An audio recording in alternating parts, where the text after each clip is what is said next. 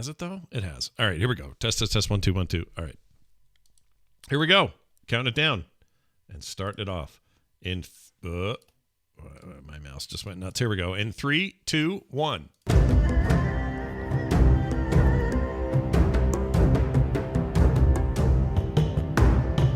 Hello, everyone. Welcome back to There Will Be Dungeons at therewillbedungeons.com, a weekly taste of D&D. A pretty unique taste, I would say. And we're all here again. I'm Scott with Bo and John and Kristen and Kyle, Baby Chunks, ready to play another session of D&D. A reminder that if you like to sip tea and listen to us or watch us, you can head on over to phoenixpearltea.com/TWBD and check out the myriad of branded teas that are made in and around our show. The Pixie Blush is my favorite still, so go get yourself some and sip on a hot drink today. All right, before we get cranking here, let's throw it over to Kristen, who will catch us up from last time on There Will Be Dungeons. Last time on There Will Be Dungeons, debate was delayed with the instant inundation of a surprising surfacing fleet.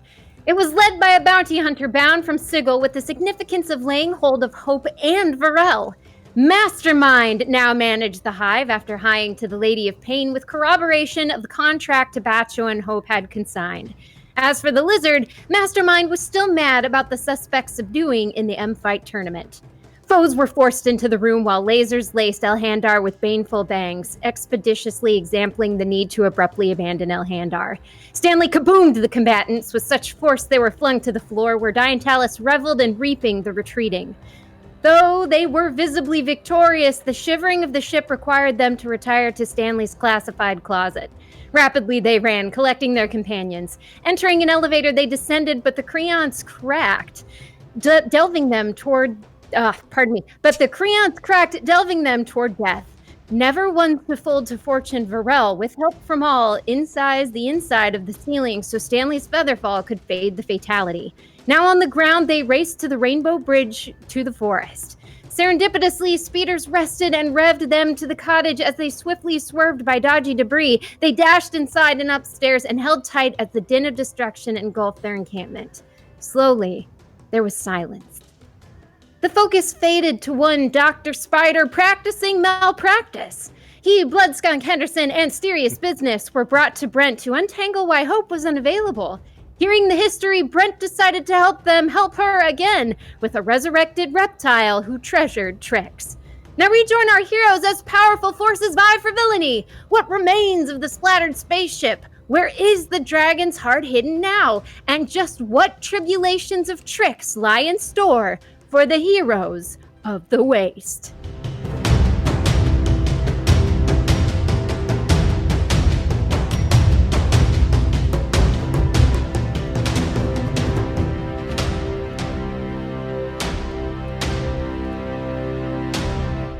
Not to freak anybody out, but I can't see Kyle. He disappeared. I don't know what happened to his video. He sent us a message. He said Flynn pulled the power. He'll be right back. Do we want to hold up? No, you're fine. It's just video. I'll add him as we go. We're good to good to start going. Don't hold up. I'm already here. Oh, hello. Sweet. Oh, remember he has haste cast on him. Yeah, he's got haste. He's back. Yeah, we'll just watch for video. You're good. All right, so picking back up where we left off last week, the crew was in the Cadulet in the Arch, the High Elf's Amanthallodar's chamber, and fought alongside Diantalis, fending off a mysterious sorcerer-like figure, Henatar Grape, and his asphyxiant army. There was a big battle. It seemed that their forces were endless, and High Elf Amanthalodar asked you to return to the cottage, Dalit's cottage, that's Stanley's father, as it was safer than they expected it would be. And so, taking that instruction, the party traversed quickly through the space station into the cottage, went to the secret room up on the secret third floor, strapped themselves into these seats that had opened up, and experienced about a minute of sheer terror as the whole room rocked and crashed in darkness with sounds of destruction all around, yet they remained secure and safe inside. The journey became dark as the very chandeliers in the room, if there was any light, they had gotten whiffed out. And this whole journey ended with a big crash. But the impact that you hit felt soft, as though something about the room was providing resistance or shock absorption, essentially, that you felt the lurching and your stomach sort of go, ooh. and then it righted itself. And all outside, you can hear metal and pieces of rock and stone, like not frequent, but just like rocks going and like heavy metals and rocks moving under deep weight. You feel, but eventually it becomes silent. Just this small little, perhaps air circulating or something like that. Is everyone all right? We're all in the same space, right? We have. Yeah, you're in the third floor of what did I call it? Villa Ornath. Villa Ornath. Yes, the cottage that you've been staying at in the Elhandar Wilds. I'll speak up and say, I'm good. I'm here. I will look to see if my family's all right. Are they okay? You look over and see you have two of your children in your carry case, and then you see Angela. She has the other two, and she looks at you, just wild-eyed, speechless. You look over. Bok is sort of sitting in a corner. He's, I guess, fallen out of his seat, and he's just kind of been smashed in the corner, and he's starting to pick himself off. Those with dark vision, you can see this much clearer. You look up, and you see that Chunks is hanging from a chandelier up top, just by his diaper, sort of swinging back and forth on the diaper above. And who else? Lyriel is, of course, seated quite comfortably, just waiting for everyone to make their next move. Lyriel will see Chunks up there, and I think Mage Hand could pick him up, and she'll pick him off the chandelier and bring him down safely. Perfect. Okay, so the little mage hand appears and picks him up, I guess, by his diaper and takes him off the chandelier and floats him down to Lyriel. If the chandeliers still seem to be in a state where they would work, for the benefit of people who can't see, I would light them. With the prestidigitation? Prestidigitation. Yeah. Okay, perfect. The lights come immediately on. And the room lights up again. It was a very bare room, so there's wood paneling. Not paneling, but just wood, like lumber. Old, stained, very pretty elven wood. But the room's fairly bare except for the altar that you originally found your father's book on, which is firmly planted into the ground. There's some chandeliers and lamps all along the side. The seats have popped out of the various sides of this room. There isn't much other detail in this room, and it's very sparse. Almost looks like some kind of meditation chamber / panic room, as you've just used that for. All right, well, I would kind of unfasten myself, because we were all fastened in, right? Sitting on against the wall. Get up. And how does the door, the entryway to this place work and look? Like, is it always open? Can it be closed from inside? How does it open up? No, you instinctively closed it behind you. There's a sense that being in possession of the key sort of links you up to the door. So while you have to use the key to, find the hidden lock in space, once you do that, it just seems to obey your will, whether to keep it open or closed. So you haven't really used this functionality, but as you opened it up, took the key back, and everyone ran up, you had an instinct to close it in the moments before the crash, and then it just closed on its own. And since the place was crashing, you just strapped yourself in. So you have a sense that you could probably open it by just clutching the key again and thinking about it. I mean, I'd want to take a look, see what the state of things is out there. If we could hear things before and it has quieted down, I would be curious to see if we've settled and where we have found ourselves. Do you want to attempt to listen? Yeah, let's listen first before we open the door. Make a perception roll, please. It's going to be a 27. Okay, so you listen, and you hear sounds of creaking and movement, very slow, not aggressive. And then you hear a voice. You hear some talking, very, very quiet. Your keen perceptive senses pick up speech, but not aggressive speech. It seems like you read tones of concern in the muffles that you hear. I think there's somebody out there. I'm gonna go ahead and open the door. Okay. You open the door, and the stairs descend and open up into the second floor below. And you immediately see there's a tiefling lying in a corner and another tiefling kneeling over top, seemingly providing care. And the tiefling that's looking over the other tiefling looks up and looks at you, and then looks back at what he's taking care of. You recognize the tieflings of Harbor Tieflings. I'll come down. Tieflings. I'll come down the stairs. One's injured, the other's administering aid.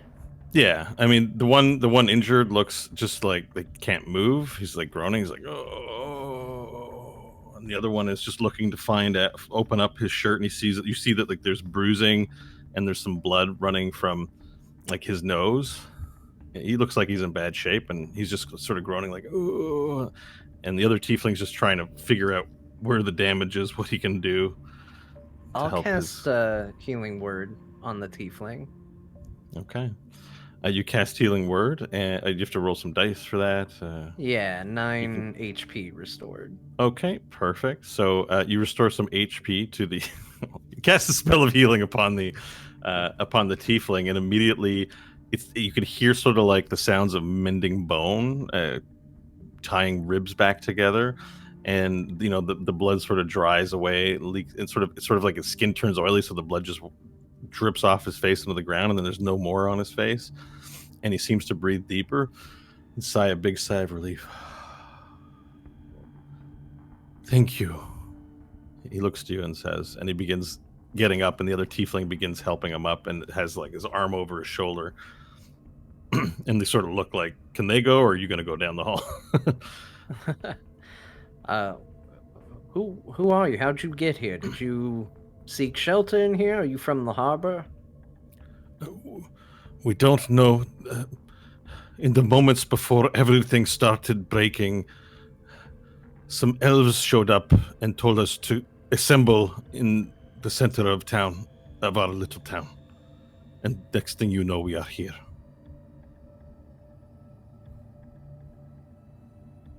Are there more of you? Yes. And he sort of points down the hall, and then down the hall you can see there's tieflings getting up. Like, the tieflings of the harbor are getting up down the hall. The doors are knocked open and ajar, and inside tieflings are seem to be caring for one another and trying to get up and brushing themselves off. Hope will slowly be making her way down the stairs at this point, and when she sees it, she'll gasp a little and run down past Stanley and start trying to help where she can. Okay, perfect. So so you move forward trying to help where you can, and the tieflings show deference to you. Like, they're caught between, like, their queen is present, so they want to be on their best composure, but at the same time they're all injured and beat up, and so there's like this fight between just accepting the help and also wanting to just show that they're strong and not weak. So as you move forward and start to help people, you see whatever happened during the impact, they didn't have as soft as a ride as you guys did, and a lot of the tieflings bumped into walls and hit furniture. And by the way, furniture is a mess. There's just nothing but shit everywhere. Not actual shit, but the furniture is just like all over the place. Beds are broken. Everything's destroyed, and the tieflings are just trying to take care of one another. So you move forward and help. Why don't you make a medicine roll to see how effective your help is? Yeah, Stanley would be doing the same. Okay, you make a medicine roll as well. Let me just check in with Nash and Varel after you do that. Let's get the roll results. And 21. Okay. 17 for Stanley. All right, you both move forward with great heroism, helping the tieflings very successfully, and your comfort to all those tieflings whom you visit to try and help on this floor. Now let's check in with Nash and Varel. You see Hope and Stanley have immediately jumped out of their chairs and have moved down, and you can hear the sound of talking and tiefling voices below, and them immediately moving to action to help those below. I would turn to Angelashi and tell her that I should probably go help. Yes, of course, Nash. We'll stay here for now.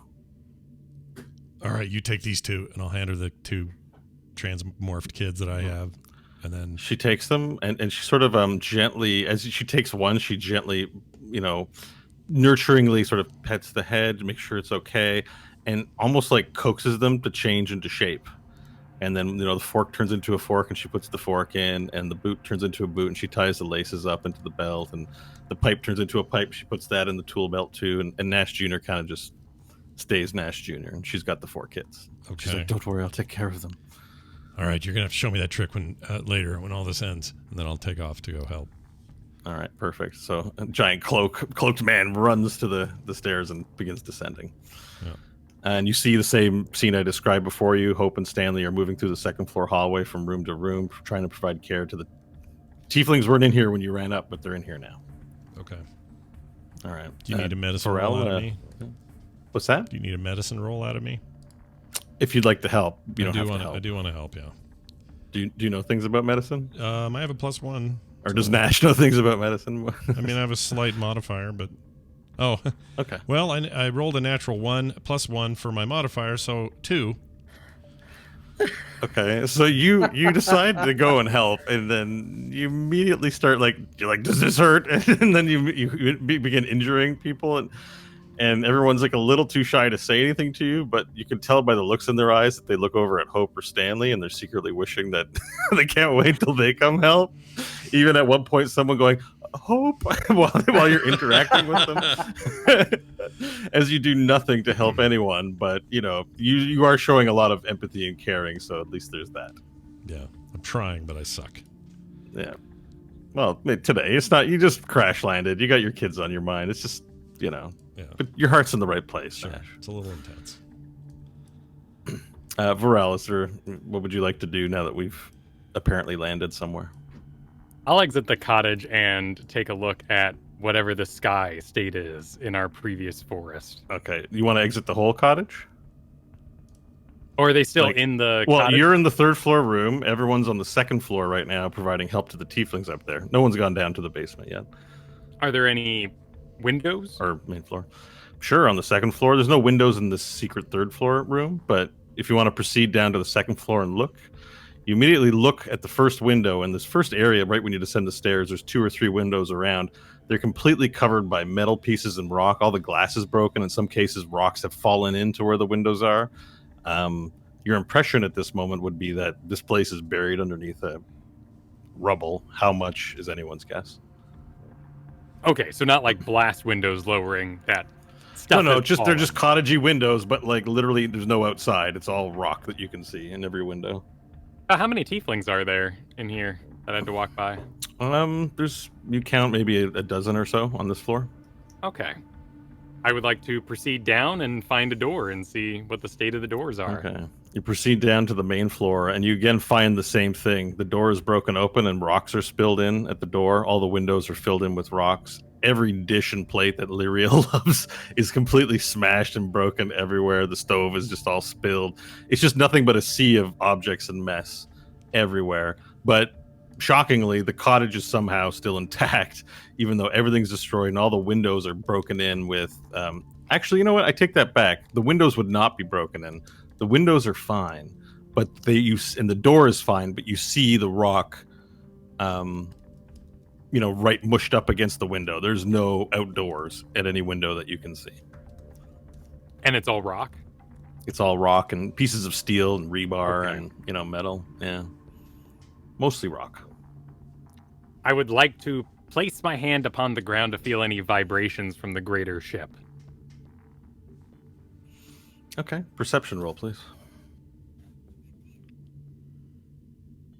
dirty 20.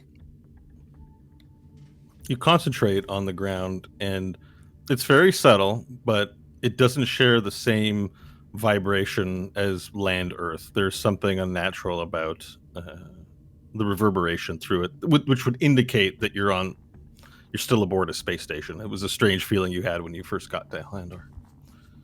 And on ships in general. Cool. I will start making my way back to the group with this information. Very good. And by the way, also on this main floor, there were another 24 tieflings, including you spot Nobieri and Eminil providing care to tieflings. All right. I'll approach Nobieri and tell him, you better come with me. He looks to you. He looks at someone he's caring for, and then he signals to another tiefling. A tiefling comes over, and then he whispers an instruction and says, "Please, I'll follow." Excellent. And I'll take him upstairs so we can talk with Hope and the group. Right. Okay, take upstairs. The floorboards creak, as chalet floorboards do, and you regroup with everyone. Friends, strangers, we're buried alive. But alive.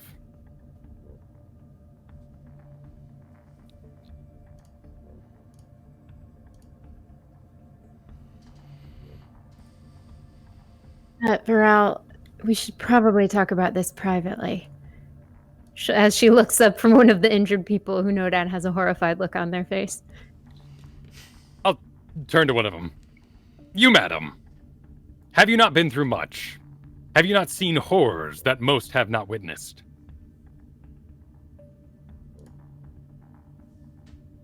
Oh, sorry. I was looking at notes. Were you talking to me? I was talking to a random tiefling lady in the room. Okay, so repeat the question. I'm sorry. I was just checking my notes for stuff. Sorry. Basically, have you not seen horrors? Have you not been through much? Oh, okay. The tiefling looks to you and is kind of stoic-faced, actually, and doesn't respond to you. You can't tell if it's you're goading her or it almost seems insulting. I feel everyone in this room deserves to know what's going on.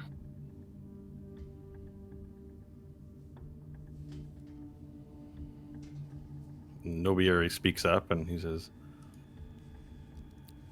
"What do you mean? Is there something we've not been told?"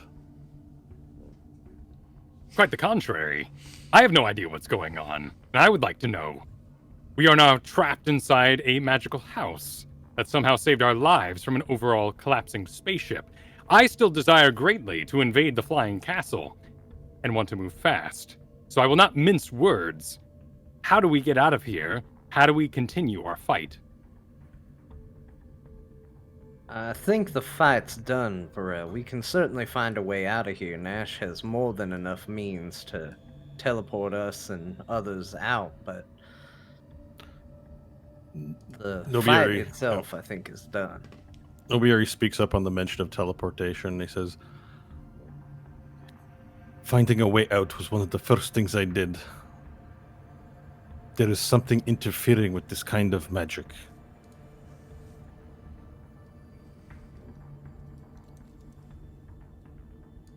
So we can't get out of this place.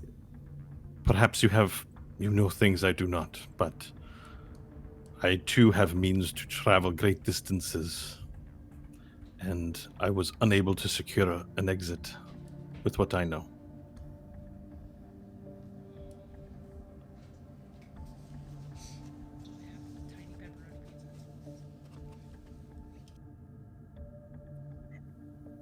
Nesh, how much space do you need to cast your teleportation spell?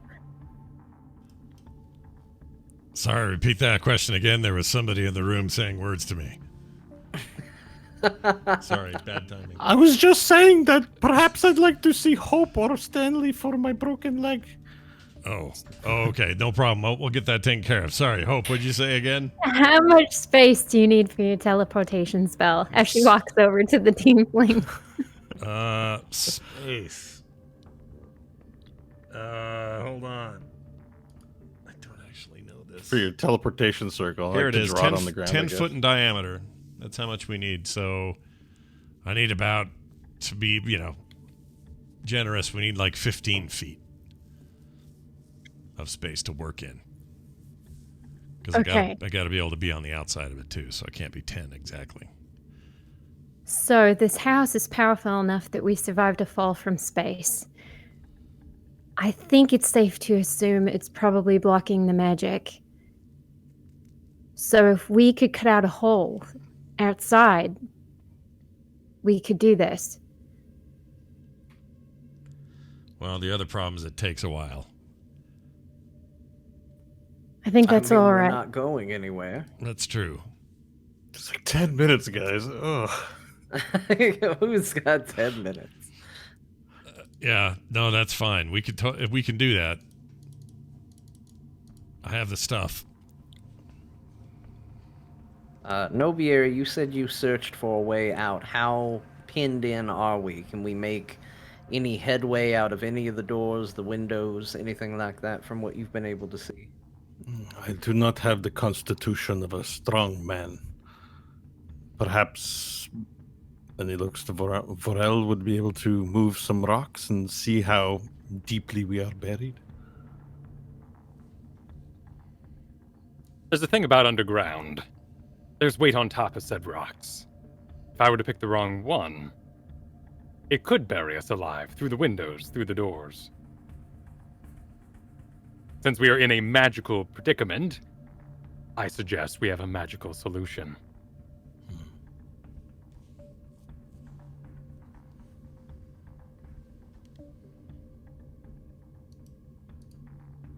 Well, I'm all ears for ideas.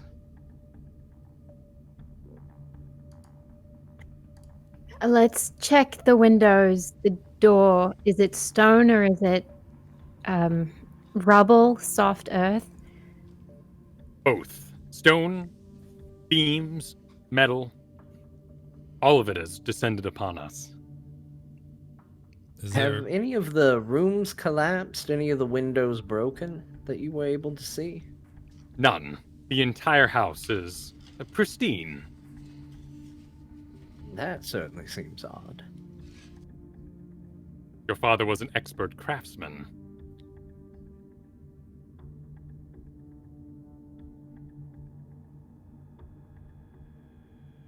Well, if he was intending this to be a safe space, he certainly managed that, but unfortunately now he's gone and trapped us within it.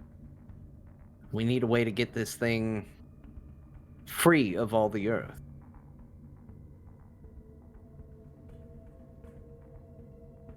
Well, let it not be said I didn't try. And I'll head back downstairs to the door and prepare to open it. I mean, I can move earth, but it needs to be earth. And not, cement and beams and metal.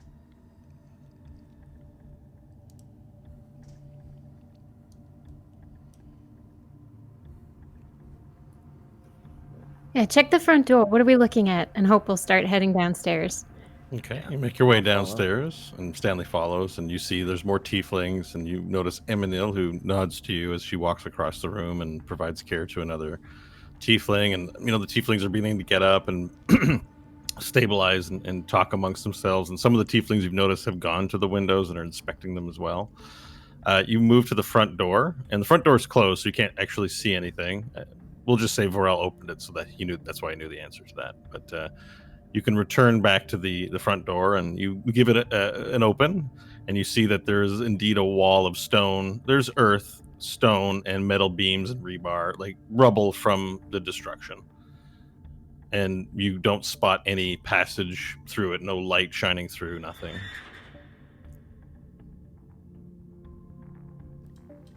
Yeah, that's a problem, says Nash. I have no way to move that stuff around magically. Well, if this house is warded to keep it safe and keep it protected, maybe there's a way to disable those wards, although if we have a bunch of earth on top of us, turning it off could crush us. But maybe I can find something my father wrote about it, and I'll pull open the book and start seeing if I can find any entries about the house itself. Okay. So you might speak something like the Villa or Ornath, which prompts the book. It magically opens and has a million pages, and it goes, and it stops, and then light begins emanating from the page as your father speaks. Stanley, you would do well to learn about everything there is you need to know about this place that I built. You have no doubt noticed by now that there are odd particularities with the way it has remained pristine all these years. This villa is my great gift to you. It is synchronized with the mask in the chamber above. Upon wearing the mask of Elton 4, you will be able to access all the features that I've installed into this cottage. It is no mere unassuming cottage. You may use the mask to shrink the cottage down to the size of a dime and carry it with you where you need to. The cottage is also impervious to threatening damage. You will also discover controls, as the cottage is but a small part of a greater structure. A kind of a vessel known as a spelljammer, which you can use to traverse the void. If that's not something you've done quite yet, then keep it in the back of your mind, because if you are to become the Soleli Prime, you will need to be familiar not only with the Earth, and not only with the elves of the Feywild. Your quest will bring you across the stars. And it ends there. I think I might have an idea. I have one. Let him out. What?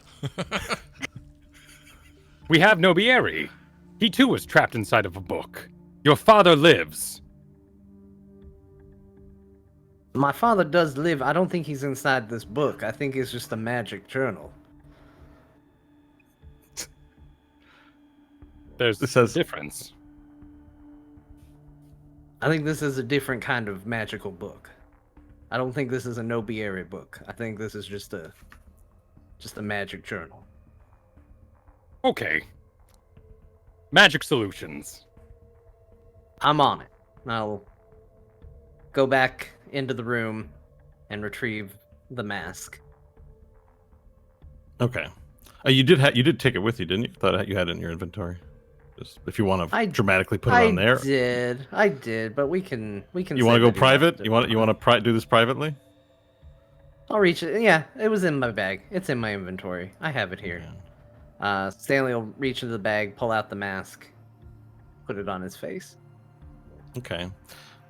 So, Stanley, for all observing, takes out this mask. It's made of the same obsidian dragon metal that Hope's guns are, and Nesh's dragon heart as well, but you guys don't see that pacemaker. He pulls it out, and it's not reflective, but it's shiny. It's strange. It has a strange quality to it. And Stanley, it weighs nothing. Like, you've probably held Hope's guns, maybe. There's a little heft to it, but that almost seems now intended as part of the balance of the weapon, because when you pick up this mask, it feels like nothing. You raise the mask to your face, and as you put it on your face, you feel it sort of become invisible to you, as if you have nothing on your face. It doesn't fetter you at all. And as you place it upon your face, you feel this pulling, as if something's trying to tear your face off momentarily, and then just it's on your face. Now, the mask has a magical property whereby you can choose its shape. So, as it comes online and as you put it upon your face, you feel that you have a choice on how to display this mask. So yes, we talked about this. It kind of goes down to more of like a bandit style mask, but it arcs with edges, so it kind of gets the Nightwing look to it. So it's got kind of points to the side, and then comes down over the eyes, and then points in the center. So you got kind of a superhero mask going with it. All right. So you watch Stanley put this mask on, and then it sort of molds into the shape he prefers. The other notable thing about this appearance is that it has 8 chromatic colored gems that you can also place anywhere upon the mask on the sides if it looks more that way. Like, they're movable, but they're present, and they're sort of this rainbow color. And you can do anything you want with them in terms of placement. So, but those are also present upon the mask.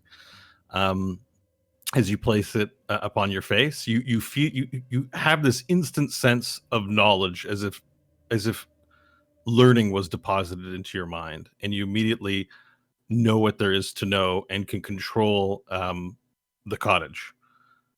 as you put the mask on, you feel that you have a sense that you could command it to shrink to the size of a dime. You know that if you cause it to shrink to the size of the dime, everything inside will shrink to the size of a dime. So you won't kill anything that's in it. You're also aware that it's capable of flight and traversal, and it has a cruise control mode, and it has a direct telepathic link that you can control it with your mind. All right. I will concentrate and just as an experiment try and think of it rising and lifting. Okay. You attempt to try to rise and lift it, and you feel the creaking, and everyone in the room now feels shaking. You feel the place shaking. There's a bit of a problem, though. You're not attuned to the item, and the item doesn't trust you quite yet, and so it resists, and you can feel it moving, but at the same time, you feel that it's pushing against you. I think this is going to do it. I think this might be our way out. This house is a ship. I think we can actually get it to fly, to lift out of this place, but it's going to require time. I'm going to need to focus and find a way to attune to this mask if I'm going to be able to do it. We may be here for a little bit.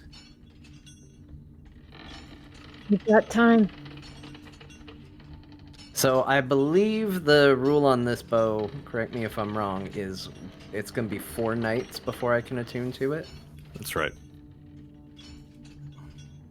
Do I know that, or is that just what it's going to work out to be? No, you know that. You have this thing is communicating and depositing knowledge in you. You have an immediate awareness that to attune to this thing, you have to become intimate with it, and it has to trust you. And it requires 4 nights consecutively, I believe, to develop that trust and connection with you. All right. This is going to take some time, as in probably 4 days or so that we're going to be here before I can properly command it. Nobieri looks to you and he says, "We cannot afford to wait 4 days. How do we know who is one above? If the enemy, whoever they are, have defeated the space station, they may be coming to search for us next. If we can't teleport out and we can't otherwise escape, we must prepare for battle." I mean, right now we can prepare for sure, but we're relatively well protected, and honestly, if they found a way to dig us out of here, they're doing us a favor. And what of air? Does this place... You cannot stay underground in a sealed chamber forever. We will soon die of lack of air. This is a space vessel. Does it supply air? You think about it along with the mask, and it does in Spelljammer mode, not in Cottage mode. It's like a transformer. I found a transformer. Yeah.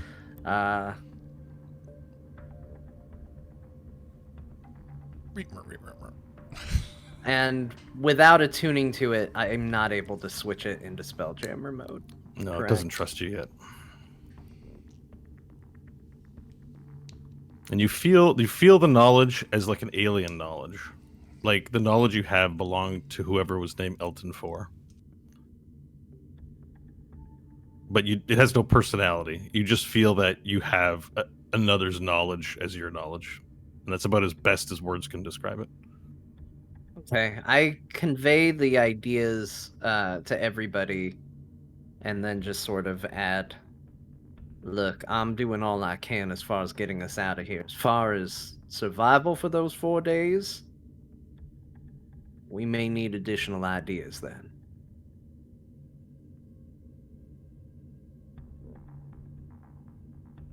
Lyriel will walk down the stairs going, "Oh my, what a mess this is.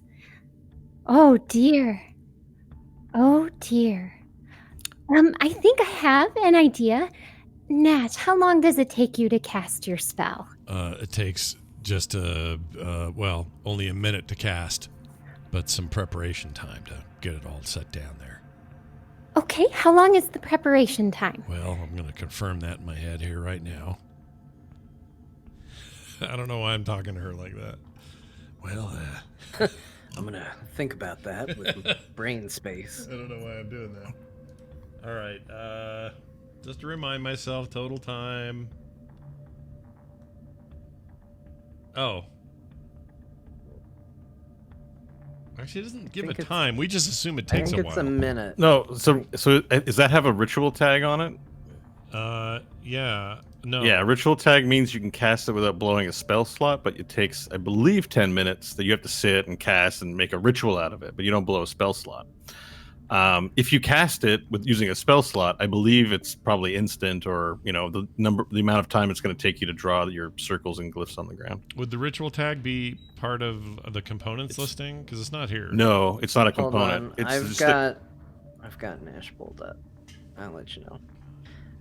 It takes 1 Do minute to sorcerers- cast. do It's sorcerers not a have ritual. Okay, then it takes a minute. There Okay. you go. So it takes a minute. That's it? I thought it took longer to... I know the cast time is a minute. Well, if you have ritual spell casting, it can take longer, and ritual spell casting is something the classes who do have it generally prefer to use because it doesn't burn their spell slot, and they have all the time in the world to just draw things or whatever the ritual might be. This definitely for a burns a spell. slot. Yeah.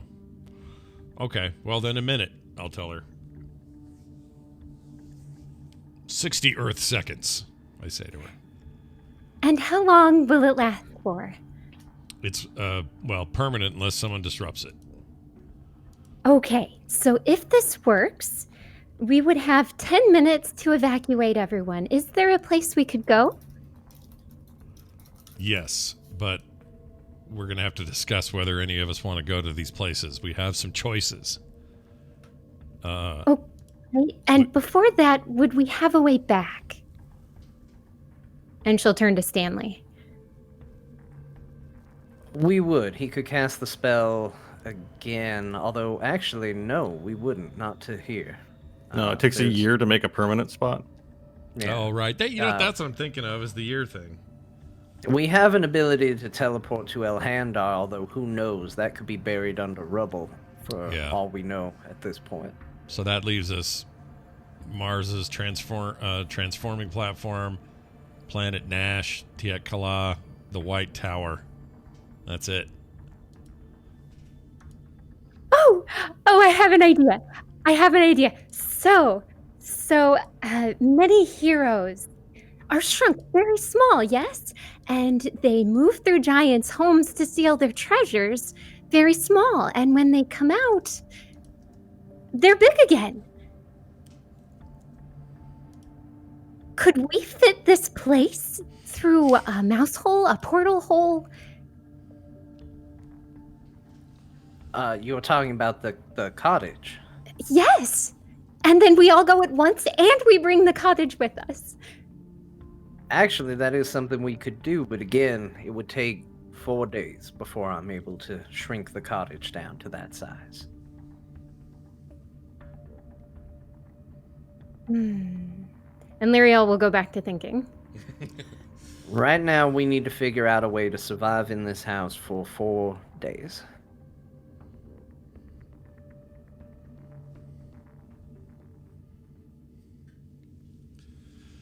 Is there no... So Well, both... let me go check the food at least. And Lyriel will head back to the kitchen larder area to see if there's anything, maybe the basement or something. Yeah, we got to do that. Okay. There is a basement that you're aware of. There's a trap door in the kitchen area, and it is a larder. It mainly is a cool area to store, meats and foods and stuff like that. So you proceed down. Lyriel proceeds down into that area and has a look around. Prestidigitates the lights on, I assume, and you don't spot anything unusual. If you'd like to make an investigation check, you may. A 12. Nothing jumps out at you as a solution here. There's just food. Lots of food, and the food is all over the floor and everywhere. It's not stored nicely. It all got knocked over.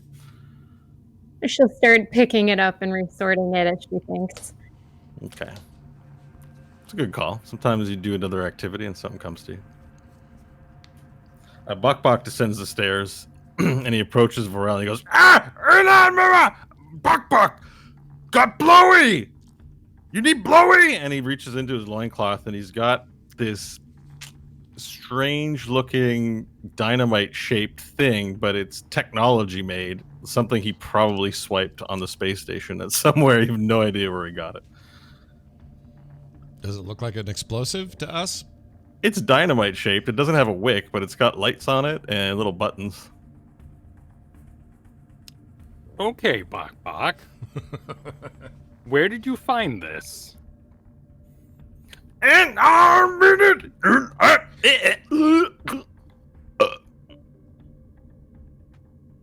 And that's him saying that he just found it somewhere. He doesn't really know. He saw it, he picked it up, and he put it in his pants. Is it blinking? Yeah, there's like a little readout, like the light's here, and then it goes off, and then light here goes off, light here go, sci-fi style. That looks active, Bok. We should go talk to L'Oreal to make sure you didn't get something that's not blowy. Mm. He shrugs. I'll give him that dad class, where, like right on the back of the neck, where you're kind of directing him where to go. Mm-hmm. And him and I are going to head downstairs to find our hostess. All right, L'Oreal, you hear this, you hear Varel descend down, and Varel, you have to like move your head like this. This is a small basement, so you're like leaning to the side, and Bok just jumps down the stairs, and they're now with you in the pantry. Oh, hello. My wayward friend found a device. Do you know its meaning? Oh. And would Okay, yeah. recognize it? It's called a beauty bomb. What does a beauty bomb do? You throw it. It's mainly used in parties. You kind of throw it, and everyone looks fabulous when it explodes. It does cast change. It has this magical properties that it makes everyone fabulous when you throw it at a bunch of people. Muriel will giggle and go, "Oh, don't worry. It might cheer everyone up if you go set it off upstairs." And she'll get back to sorting food. So it's filled with preserves. Oh, it's filled with party favors. And what is a party favor? You'll just have to go find out. I love this thing. Very good. Bok, we're off to detonate the people. Well, Squirts also pokes his head over and looks down at what Bok's doing and talks to Chunk, Bok. ready. Or Squirt, or Chunks. Sorry, I keep saying Squirts. I don't know why.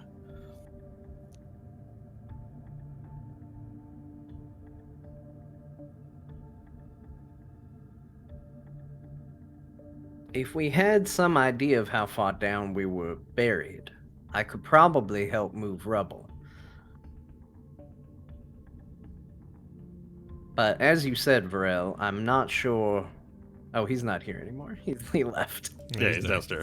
Stanley's upstairs Oh, talking to himself. He's got his back to his friends talking and doesn't realize everybody's left the room. Okay, Lyriel will come up at this point. She'll run out of the kitchen. I have an idea. Stan, you were about to say scouting, yes? Yes. Yes, here's my scout. And she'll summon her little ferret familiar. Okay. What kind of sounds does a ferret make? Does it have a... It just kind of chitters. Okay. It makes chittering sounds. Oh, what does this do? Let me read really quickly. One moment.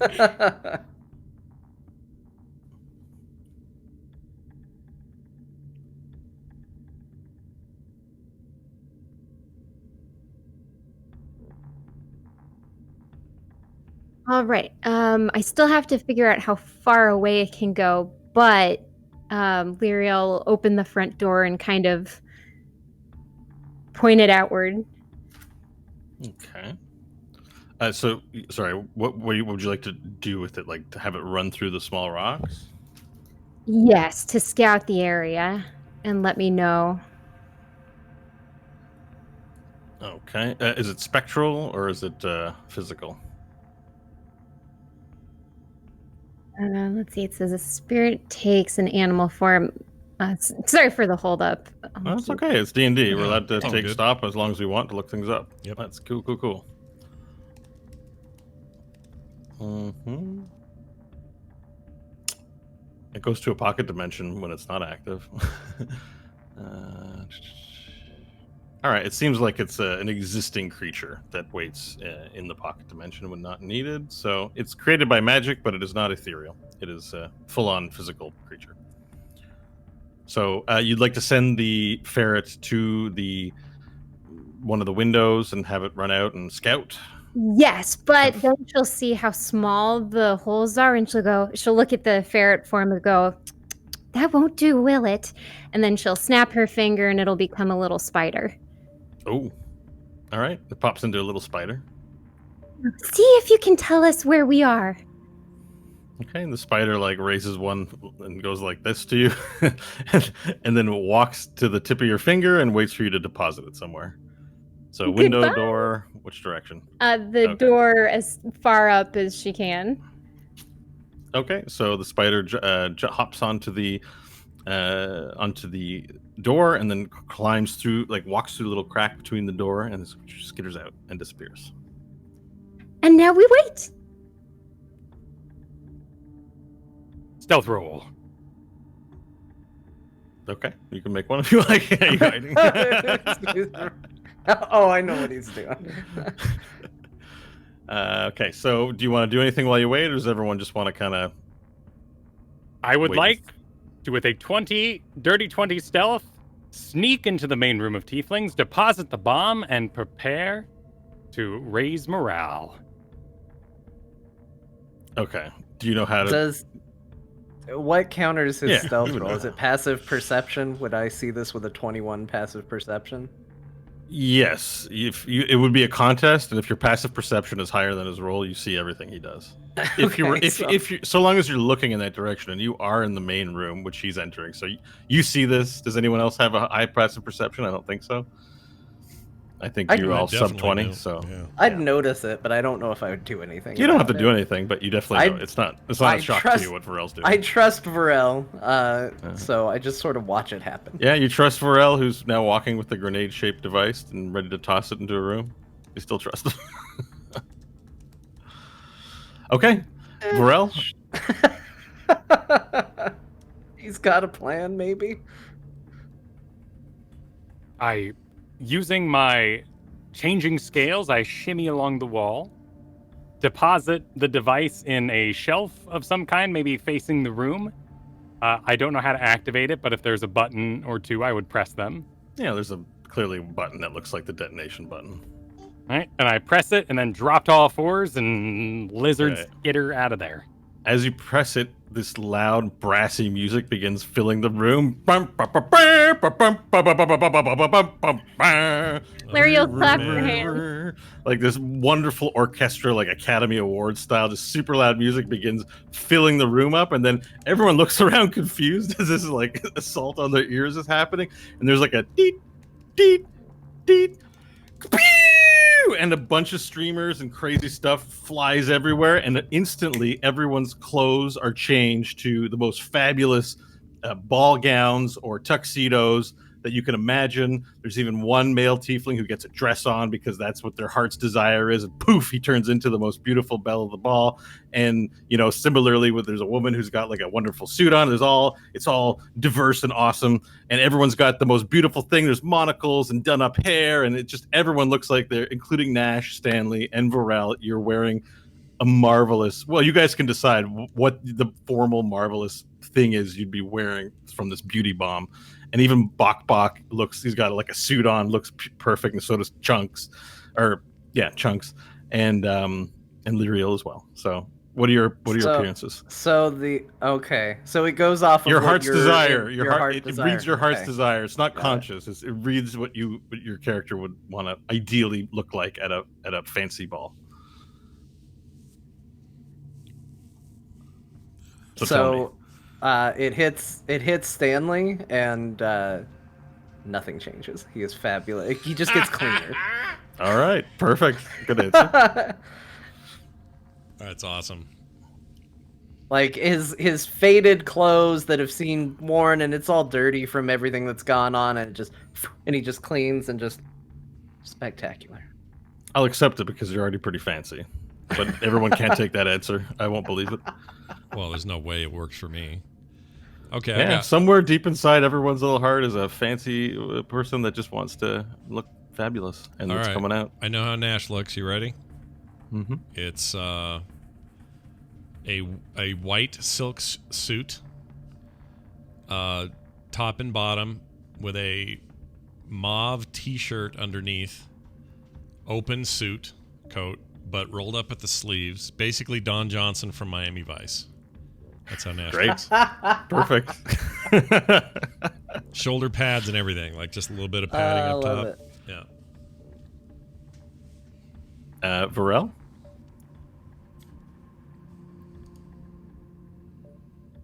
All right. You don't have to decide. I can decide for you if you wish. No, it would be a mix of a classic bartending outfit with the straps on the upper sleeves, a white shirt, but buttoned down to the middle of the chest with the Eye of Grosjean shining out strongly. The bow tie would be undone on the sides, hanging loose, and the suspenders would be going up over the shoulders. However, there is a large series of decorative spikes that descend off the back, leading to this beautiful chieftain-like headdress sitting on top with many, many feathers. Awesome. And finally, what does Hope look like? Hope's got on. She's got a boss leather jacket and some leather pants and these steel-toed boots, a rocket launcher on her back, 2 shotguns, one on each side, keys to some car she doesn't own hanging out of one of the pockets, Perfect. and aviators. Oh, nice. Perfect. Yeah. Everyone looks fabulous. And much to your surprise, Varel, the beauty bomb then appears to reassemble itself and go beep, beep, beep, and then get back to its disarmed state and looks reusable for all, from what you can tell. This. Borel, this is the best thing you've ever done. Whatever you. that was, this is just fantastic. Look at Nash. Nash, you could look like this all the time. I wouldn't mind. You can't find this kind of stuff anywhere. I'd wear this all the time if I could. And I'm gonna start singing "I Can Feel It Coming in the Air Tonight" as I turn around the other way. Kind of saunter All off. right. Everyone looks fabulous. Nash sings. Badly. But he was shown tapes in the solar mines of Miami Vice, and he's into it. And Bok walks into the little room and he kicks the beauty bomb into the corner. He's like, "Stupid!" Ah! And he storms off, really upset. He goes back upstairs. You hear him stomping up the stairs. Was he dressed? Did it Yeah, change he's his dressed. appearance? He's dressed in a suit. He's got a little goblin monocle on and everything. I will adjust my headdress to see if it is real. It's real, but there's a quality to it that you can tell it's illusion and not. It almost feels like if you pinched it too hard, you can make it poof and disappear. Okay. Noticing Nash beginning to sing, I will go to Stanley, grab him swiftly, firmly, but not unfriendly by the cuff, and pull him close and be like, "You have however long this lasts. Friends, companions!" And I will use my foot and push a couch aside, spin Nash around so he's singing, and start clapping on tune as best I can. and just try to get everybody. You know, I know there's people with broken legs and stuff, but just trying to get everybody going because it's what I got to give. Performance roll, please.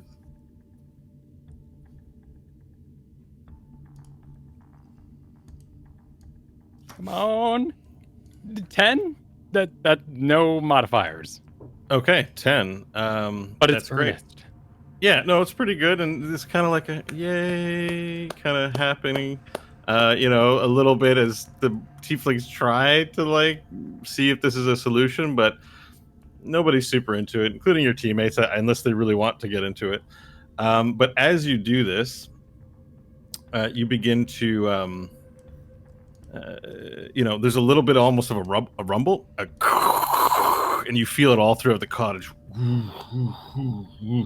And then there's this lurching, and the cottage like sort of tips this way, crazy cottage style, and you hear and then like the sound of rocks, sort of spittling, I guess, across the top of the roof, and everything lurches from all the dancing, and now the whole cottage is crooked, and all. You guys need to make dexterity saving throws, please. Oh, jeez. A 27. Okay, 12. perfect. 12. And 11. 22 for Hope. Okay, Hope and Stanley, you're all right, but everyone else slides down the side of the wall and piles up in the corner because the cottage is now like this.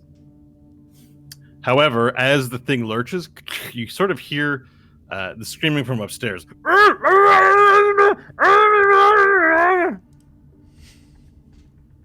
We'll both start heading upstairs. Perfect. So, is anyone else go upstairs? Yeah, Yeah. I'll Was it- follow. Yeah, Was go. it Audible Bok Goblin? Bok. Yeah, It what was do you say? Bok Bok and Goblin. He said, "Oh my God, by the gods!" He's just shouting about something he's seeing, but he doesn't say what it is. All right, so the party immediately follows Bok Bok's call as he's shouting about something, and then he it's at the other end of the hallway, so you make it upstairs. It's all crooked, but it's not that hard to navigate, just disorienting as you walk up the crooked house and walk to the end. And on the floorboard where Bok Bok's body is looking around the corner, you can see a sliver of light shine through onto the floorboard. Okay. Is it coming in through the window or? Yeah, as you bound around the corner, you look and you see that something in the rock has moved, and there's like this tunnel about 10 feet up in rock, and you can see a shaft of sunlight coming through the ceiling.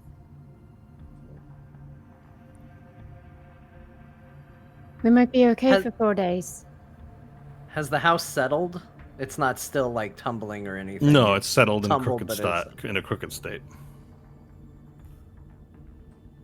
We might be fine. This might have bought us time, although if dancing was enough to move it, our situation might be precarious. And improved by more dancing. Or made worse. Improved or maybe worsened.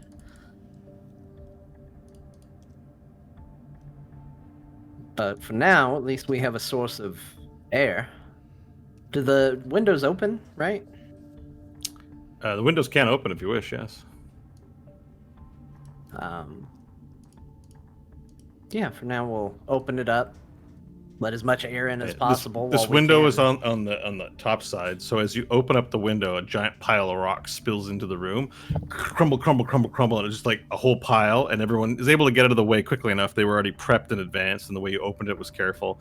But pieces of rock and pieces of metal just slide in, and so much falls into the other side of the house that it opens up the passage narrow enough that someone could climb out.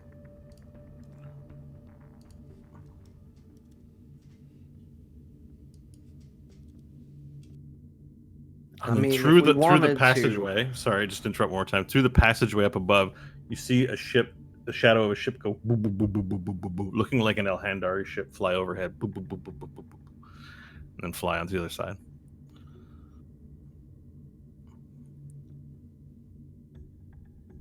It looked like one of theirs. It didn't look like a It looked like ship. it looked like the ships that picked you up in Tietkala.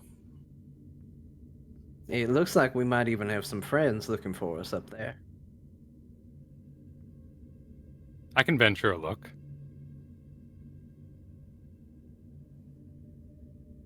Okay. So would you like to make the climb? Yes, and stealthily with my changing scales. All right. Well, give me your stealth roll and give me an athletics roll as well, please.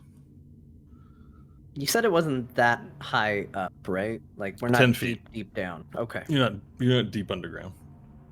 You're just I- covered in rubble, it looks like now, from your new assessment. I got a 2, which is an 11, so I'd like to assume my fabulous outfit, I wanted For to stealth? maintain it. No, with the athletics. Yeah, you attempt to begin climbing, and you slide down the side, unable to climb due to the slipperiness of the shoes you have. All right. I'll strip off my beautiful outfit and try again. Okay, you can just kind of pinch it, and it sort of poofs out of existence. With a And profound sadness, I do so. Mhm. 24. All right, and that's your athletics roll. You were stealthing as well, right? 18 for stealth. Okay, so you quietly begin digging your way through the hole in hunter mode now. This is not dissimilar from being under the sand. It's just it doesn't give way like sand does. Big sand grains. You climb your way up and you make your way, sort of poking your head out. I assume sort of changing your color to match the hue of the rocks. And an eye comes out over the top, and you look around and you see that there is rubble and destruction everywhere. There's a giant vista of just broken pieces of spaceship, and you see the desert sun of Earth that you recognize immediately, and you notice that you're very close to the side of the rubble, and that moving to the southern or northern side of where you're at, you notice that there's a way to climb down and to get back to the desert sand. You look for the spaceship overhead, you don't see it. However, in the space, in the sky, you see lots of like fire tracers up above, way up above, beyond the blue. Things entering the atmosphere? Yeah, there's lots of things entering the atmosphere and burning out. Okay. It's Oh, only but that- been like a minute, like a handful, like 10 minutes or so since you've landed. Like this battle is still fresh. All right. With that in mind, I will resist the urge to go roll in the sand, and I will report back. Okay. And you said that the spaceship is cracked and the sand has come in, so clearly there is exit from the greater spaceship. Yes. Okay, perfect. Yeah, you'll be back. You'll climb down the rubble and you'll be back on the sand from where you are. Cool. I re-enter the house. Okay. You're back on the second floor with the rest of the party. There is cause for celebration. We have freedom through that hole, and the greater spaceship is cracked, allowing us to escape. However, much of the spaceship is still entering and may crash upon us. I suggest we stay here for a time to make sure we're not assaulted from the sky. And did you get a good sense? Are we covered? Should we be safe if we stay inside, or are people going to notice a large house just sitting on the edge of a cliff? I think it's safe to say we are sufficiently buried but this hole. It's not a bad idea. Stay here for a little bit, make sure anybody who's looking for us has a harder time. If anybody feels the need to venture out, we have means now, but there is At one least- question, and that Oh, is for yes. Hope. Are your people capable of remaining sane in such a state? I have offered them a party, though they did not embrace it. I fear if we tell them there is a way out, they will immediately run, giving away our position. The Hope will look at Chunks, and then back to Varel. But I thought you wanted them to know everything. Why the secrecy all of a sudden? Well, that was when we were all going to die. Now that we may live, I wish for them to not be fools.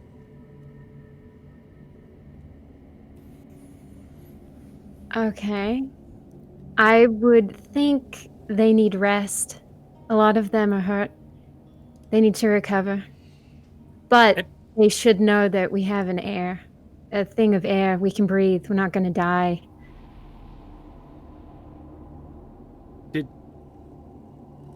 Are we in this room alone, by the way? It's just the four of you and Bok Bok. Angelash, your voice is probably carrying up. Angelash, she's still up on the third floor. She might hear. All right. I'll go to a whisper. Did we not? We were going to live. I am aware of this, yes? I think we might have been fine. Yes. Yes. Okay. Look, the tieflings have proven themselves to be fairly sturdy folk. I haven't known them to panic. They've certainly seen rocks fall from the sky. They've dealt with a demon invasion apparently, and they remain resolute. I think the least we can do is afford them the courtesy of saying, "Hey, you might have to spend a couple nights inside a confined house." It survived a fall from space. It's certainly the most safe option. I think it would be good news. As you discuss this plan of action, a loud, fiery sound begins bellowing through the hole leading out. It's going.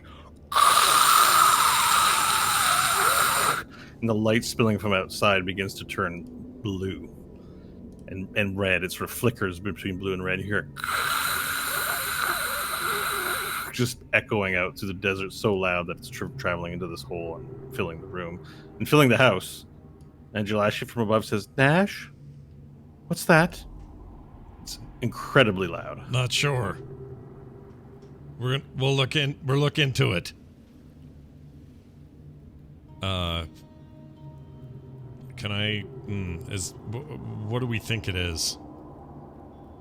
I guess I'm table talking here. What do we want to do? Go up to the. I can offer you a check if you want to try to identify it, or you can ask your team. Let's try that. Let's give me whatever check you want to give me. It's going to be knowledge, I think, of sound. So probably either choice of perception or history. Let's do. Stanley would definitely be trying to figure it out too. Yeah. So I'll do history because I'll add Arcana to the list of choices as well. Oh, really? That's even better. Okay.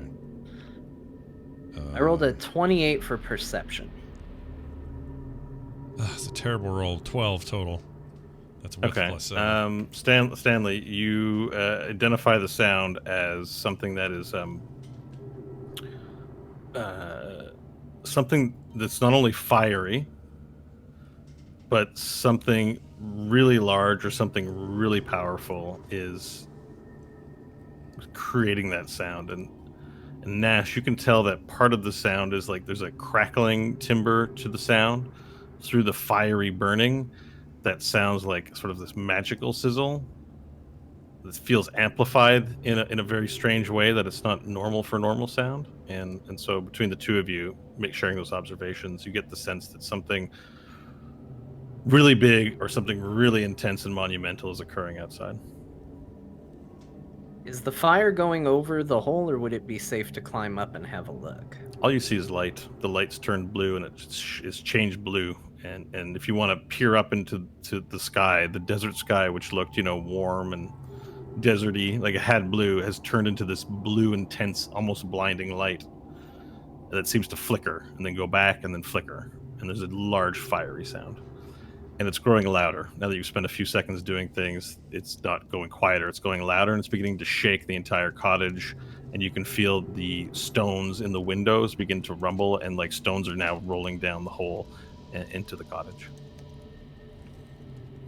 I want to know what this is. I'm going to climb up and see if I can take a peek. Athletics roll, please. A 14. Okay. With some difficulty, the passage is getting wider and wider as the rocks loosen out into this room, and you climb up to take a view, and you sort of poke your head out, and you see that you're near, what Vorel saw. You're near the side of where the space station crashed and all the pieces of metal, so you can slide down into the desert. You look up, and you notice that in the sky there is a massive extinction-level blue fireball burning up in the atmosphere and headed in your direction. And behind it, the castle spaceship is also on fire and burning up right after it through the atmosphere. And they're headed to your direction. Seeing that, I would drop down. It's not too far of a drop. Get in, close the window. And the third floor, is it big enough to hold everybody that's in the Yes. house? Yeah. It'll be crowded, but yeah. I would say we need to get everybody upstairs now. Hope will Okay. nod and immediately head to the first floor and relay the information to everyone down Perfect. Yeah. All right. Let's Everyone go. listens and complies quickly. And there's like much panic and much noise as everyone's like rushing up the stairs. You're herding them up to tell them get safe. Nobody wastes any time. Some people that are still injured a bit are a bit slower, and you help where you can. Within minutes, like a minute or two, you've got everyone up there. Stanley, do you close the door? And as this has gone on, the sound is growing louder. It's at the point where it's deafening. Yeah, close the door. All right, you get everyone inside the room, you shut it, and then you hear this. It's like not deafening in this room because the sound appears super muffled, like super far away, strangely, even though you're just in a different floor. And then all of a sudden, there's this loud shaking, and the entire room flips upside down. I need to make everyone to make a dexterity saving throw.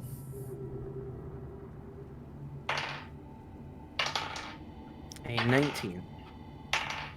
18 for Okay. Nash. Mm-hmm. 14. Okay, perfect. Sorry, 14 for you, 19 for Nash, 18 for Stanley. 18 Urel? for me. No, 19 for other Steve. way around. Yeah. But yeah. That's all right. Okay, anyone roll 20 or above? I guess I should ask. No. All right. You get everyone in the room gets thrown out around like a laundry machine.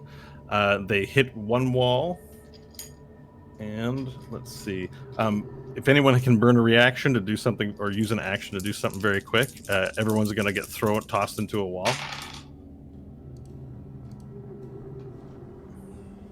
I mean, I don't think Featherfall is going to stop someone being propelled into a wall, right? Yeah. All right. Everyone in the room each takes 14 damage, except for the children who are being protected by Angelashi. But all tieflings, everyone in the room, one tiefling in particular, lands on its neck and cracks and dies instantly as the room begins spinning around in a giant laundry machine formation. The impact of whatever has hit has landed atop of the cottage that you're in and is now seemingly spinning you uncontrollably as you're. Nash does have a reaction. He'd kick his DNA pants into gear and try to float in the middle and not get banged around with everybody else. Okay. Do you want to grab Angelashi while you do that? Oh yeah, that'd be my first thought was grab her. All right, then you need to make an acrobatics check, please. to try Can and do. grab her. All right, here we go. Oops, there we go. D20. Oh my gosh, I'm rolling so bad today. 5 total. Okay, you miss her, and she goes flying again, and everyone goes flying again. I would like to do the Dexter, same for Chunks. Do you have the ability to float in the middle of the room? Oh, I guess he is flying, isn't he? Oh no. Okay. Yeah. You can still grab him, but you're both still going to hit the wall. Is it another deck save, or is it? It's another just more deck save, damage? please. Okay. Another deck save. More damage will follow. I got a 21 on that one. Okay. 19. Okay. Pharrell? 14. All right. Hope and Varel take, and everyone in the room takes 12 points of bludgeoning damage as you're spun around again and slammed into another wall as the place continues to spin. Several more tieflings die as they hit the impact of the wall. They are all also looking very injured as moments slow down in time in the place. It's not just one wall hit. It's like they hit a wall, hit another wall, hit another wall. There's maybe been a total of 12 hits as they've like bounced around, and the room is still violently spinning, although it's beginning to slow down. There will be another check. And Nash, you now have another opportunity to save Angelashi if you'd like to make that acrobatics roll. I And if would. anyone wants to help him, they might be able to provide assistance. Oh, really? Considering I saved last time, I would see Nash trying and try to aid him. All right, here goes. Oh, nat 20. I didn't even add my modifier. Hold on. 21 then. Perfect. All right. So this time after Angelashi hits the wall again, protecting the children by curling her body in a certain way, taking all the damage from the wall. You manage to clasp onto her wrist, but she clasps onto yours, and you now are holding her in the middle of the room, and you're not affected by all the spinning, and you're kind of floating around and dodging all the bodies. Okay. there's going to be another one. Does anyone have any solutions to protect themselves or other people, or they're going to take another hit? Nothing I can do. Is Chunks already dead? No, Chunks. Who has Chunks? Lyriel, I think, was taking care of Chunks. So Chunks would be protecting. Muriel was the last one with Chunks. Yeah, so we'll say Lyriel sort of picked them up. This has him, and basically for any of the kids, like the adults holding them are blocking them. You know, like taking it in the shoulder, or shielding the child by getting hit. But they are getting jostled around quite a bit. Bok, of course, is flying around like a pinball, but he's not a kid. No, he's not. Everyone's gonna be fine with this, I think. Yeah. All right. I mean, Table Talk, Hope didn't take any damage inside the Dientalis bubble. Yeah. That was I also an don't- orb. I had to unattune it to put on the mask. Oh, good technicality, though. I hate the attunement so much. that like the limit on attunement, I think is dumb. Anyways, that's just me. Yeah. So, anything else? Nope. Yeah, All right. Saving nothing. throws. Saving throws for the three of you. Nash, you're good. Okay. A 21. 28. Okay. Hope and Stanley, you end up stabilizing and being okay. Pharrell? 15. You catch the wall. 15. All right. So you're going to take some more bludgeoning. Another 13 points of bludgeoning damage as you hit the wall again. Just like kapang, kapang, kapang. And a lot of the tieflings as well, although they're starting to get used to the spinning. And the spinning is now slowing down. This is the last run of spins as it goes. And then there's this like sliding sound. And then, you still hear the sounds of fire. Now in this room, there's no windows in this secret third chamber, so you're now just there. You hear nothing, and everyone falls to the ground, and everything's broken in this room. And a lot of the tieflings like, ugh. Even Nobieri's kind of lying on the ground, just like no one is moving except for you guys. Hope's gonna immediately start going through the tieflings, helping where she can. Yeah, same.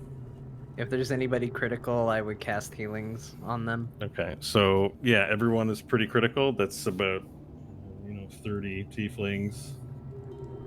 Bok Well, is I don't bad. have enough magic for that, but we Yeah. could burn enough to take care of maybe some critical ones, and I don't know, you can tell me how many spell slots that's going to use up. All right. I mean, you can burn all of them and not help everyone, I would think. Like, it's one spell slot per tiefling. There's 30 of them, roughly. Everyone's injured. Few are Yeah. dead as well. I mean, again, I'd be saving it probably for the most critical people, especially considering we don't know what's going to happen, so... How many spell slots do you want to burn?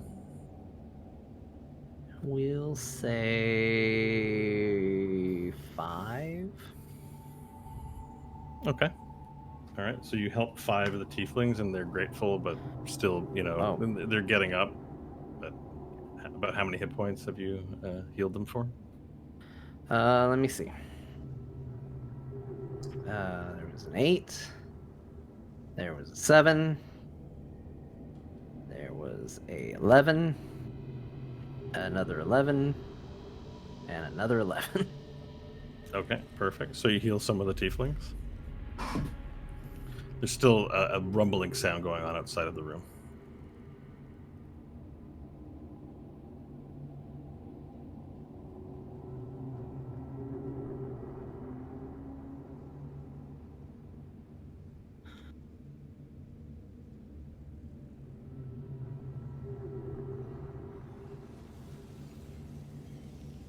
I mean, I don't think it's worth going and checking just yet. Especially if we're still trying to just get on our feet in here. Okay. You hear the sounds of, as the rumbling sort of quiets a little bit, you hear this, like a loud, like, burr! And then you hear the sounds of, like, something going, bing! bong, and these are super loud. You can kind of hear them. Whatever's going on outside must be really loud. It sounds like the sounds of a clash. When you say clash, what do you mean? Clash of things? People? Battle. A battle. Okay. I think those of us that can fight should go and investigate. I think the rest should stay here. That doesn't sound like our size combatants, Stanley. I mean, the alternative is we sit inside this house and hope the right side wins and doesn't want to obliterate us. At least if we're out there, maybe we can turn the tide in our favor.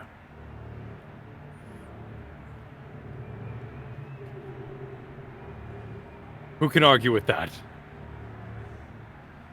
Not me. Let's go. All right. Okay, so do you open up the stairways? Yeah, open up the stairway, slowly, cautiously. Mhm. Okay, you open up the stairway cautiously. And as you open it up, like this warm air sort of spills into the room. Like the hot desert air finally fills in, and you look down and you see the cottage has been knocked out of the rubble and is standing upright in the middle of the desert. And you hear these sounds of like, boom, and like you hear, bum bum bum bum, and they're really loud, and every time you hear one of those sounds, there's like a flash of light that flickers throughout the room, almost blinding, just like something really crazy is going on. And you descend the stairs and look out the window, and in the middle of the sand, like you see this long trail in the desert where the cottage has rolled and dug through from the pile. You can see El Hallandar space rubble sort of in the distance now, and you see there's a being of blue energy, Diantalis, with his great scythe, swinging it around over his head. And as he swings it, you see the shape of Henitar Grape, who's floating on his disc. And he's got a big electric guitar, and he's going, bum, bum, bum, bum, and these shockwaves are flying out, and they grind Diantalis into the ground. And with this last hit, Diantalis hits the ground and is like, trying to get up, and he's clearly losing to Henitar Grape. And as this happens, the giant castle spaceship burns up in the atmosphere, makes it through, and crashes into El Hallandar, exploding into a giant cloud of bricks behind Henitar Grape, who rises up for a killing blow on Diantalis as he raises forth his electric guitar. And all around him, he had these beads, this bead necklace, and it's no longer there, as these blue glowing balls circle around him, like sort of seemingly sentry style around him, as he floats standing on his disc with his electric guitar. And he looks down at him and he goes, brow, brow, brow, and then the shockwaves from the electric guitar push Diantalis into the ground further. And he's like, and you see like ethereal blood from his nose and from his ears as Diantalis is clearly being defeated right in front of the cottage. Let's take a break. Oh, man. All right, what a moment. All right, we're going to take a break. When we come back, about 10 minutes or so, we'll continue on with whatever the hell's going on outside. We'll see you then.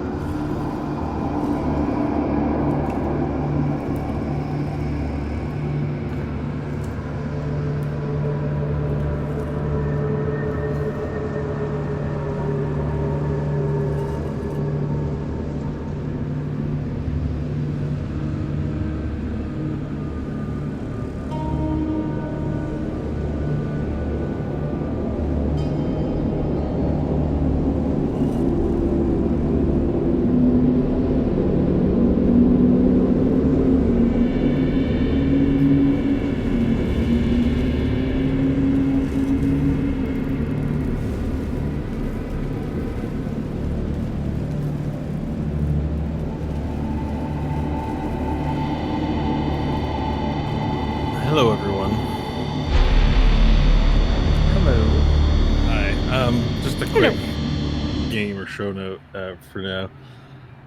I drank a little bit of coffee, and I haven't had Okay. coffee in like 3 weeks or so because I took a nap and was feeling a little lethargic. And I'm like, a little coffee won't kill me, but I underestimated my tolerance level. Mm-hmm. So it's actually kind of messing me up right now. Like, Right.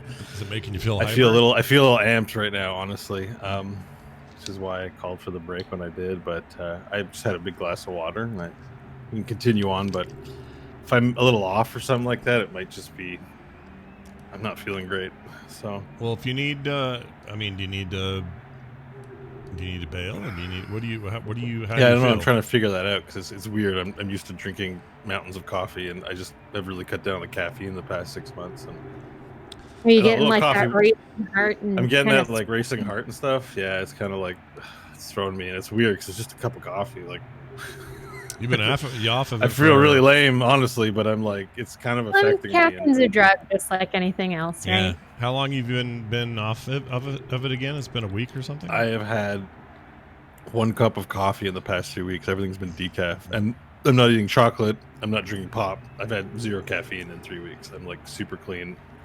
Yeah, I've had that's- clean living the past 3 weeks, and so I was like, oh, let me make a little coffee. I didn't have time to make dinner, but I ate a late lunch and I had a nap. I was like, okay, coffee's like my go-to solution for stuff like this. And I didn't even finish the coffee. I drank, it's half the cup, but it's like half of this, so it's still quite a bit.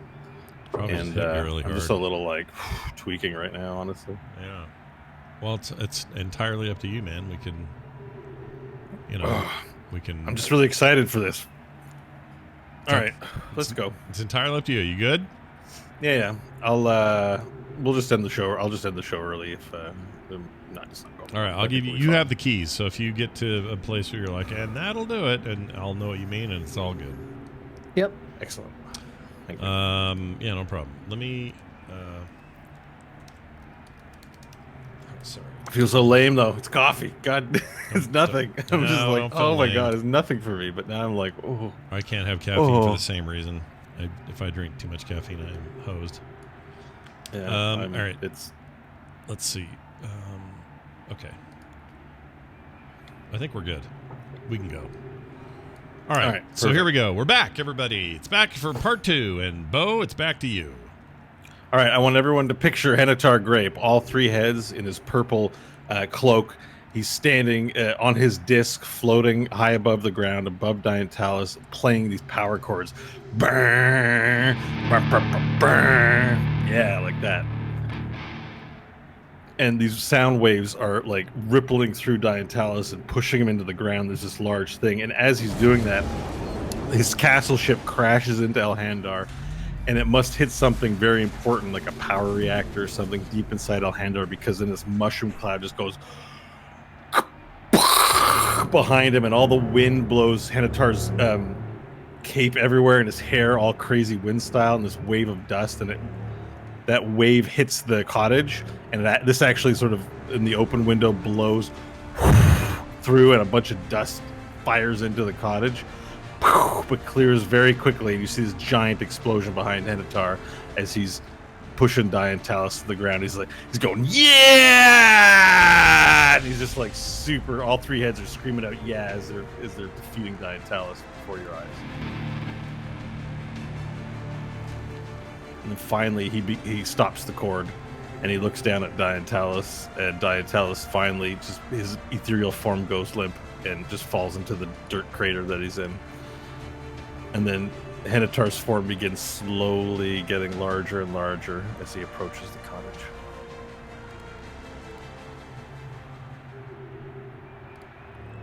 So he's coming at us. How big is he? Yes. He's human. With 3 heads. Oh, I see. When you say larger and larger, you just mean closer and closer to us? It just means he's now like floating in towards your direction. So it's an opportunity if there's any planning or anything that you'd like to do before he's heading to your location. And he's left Diantalis behind him.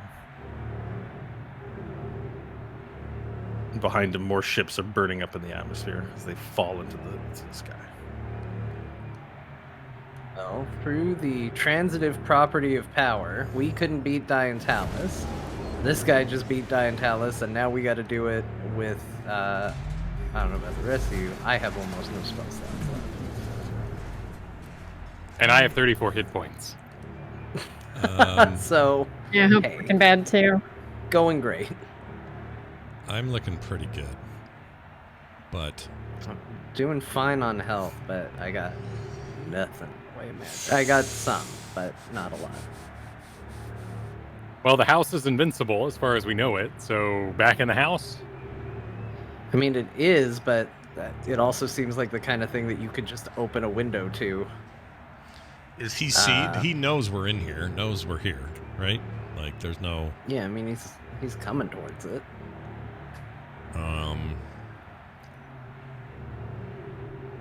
Jeez. I'm inclined to get in there and see if he can get in first. Like make him. It is D&D, a game of adventuring and battle, not a game of risk analysis and aversion. I just want to point that out to everyone. Well, it is when your chips are down and all your slots are spent. You're allowed to do whatever you want. I'm just offering my comment to be taken as it will, either suspiciously or with great inspiration. I mean, the guy just guitar solo our boss into oblivion. Yeah.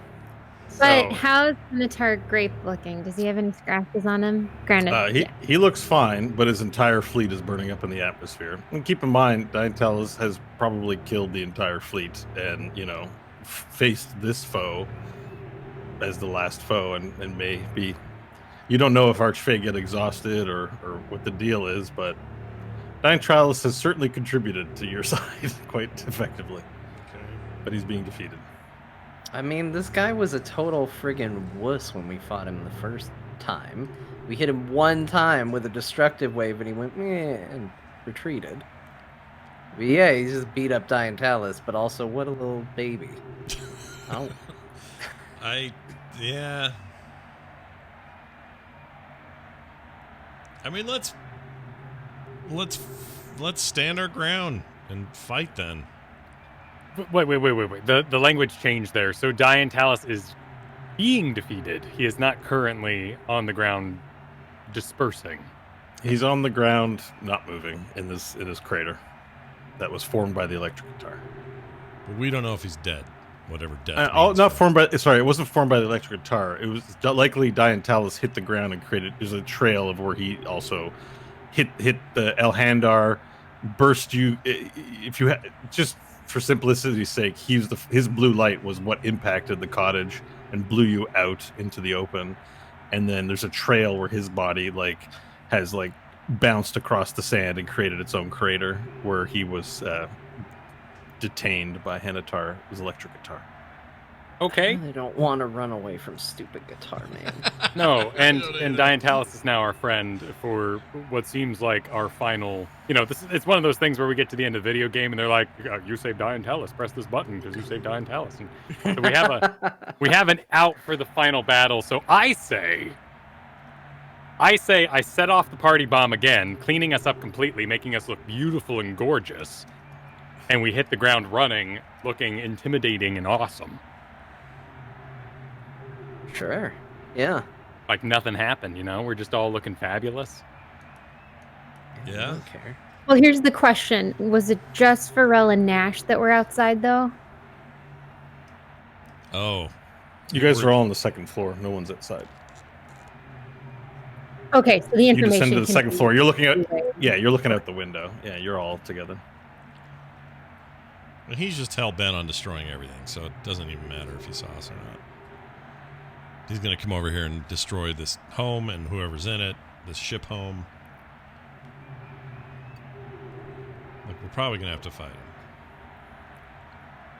him. Yeah, I say we fight him. Hope's gonna look like she's smoking a little as she uses her second wind to regain some health, and nods. And then she'll ask Stanley, "Does this place have any guns?" Does this place? It's not gonna respond to me anyway. So You haven't seen any guns. Oh, you mean does it ship style have Demonstrate a guns? simple It has defenses. It does, but then I'll think about using them, and I imagine it resists, right? Yeah, it doesn't trust you yet. Your conduit to the house is unattuned. Does anyone have a way to heal me? A little bit.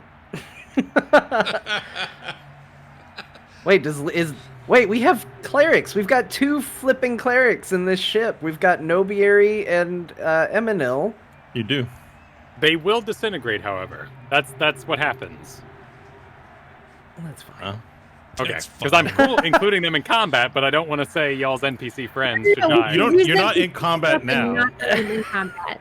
You're not in combat now, and you don't have to invite them in combat. You could ask them for their stuff, and try and buy. Maybe someone could buy some time while other people are getting healed up, as a suggestion. Cool.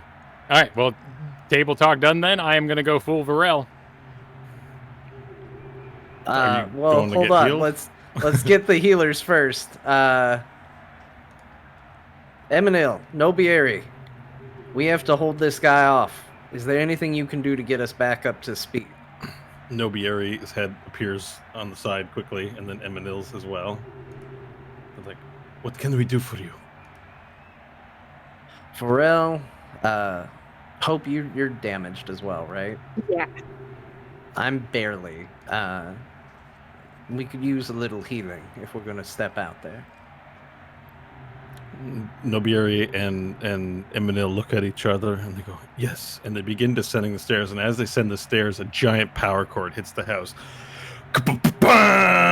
And the sound of this loud power cord shakes the house, and you can actually see it affecting nothing's broken this cottage, but this electric guitar is reverberating the cottage and starting. You see like a nail sort of work its way out of one of the woods and go and drops to the floor.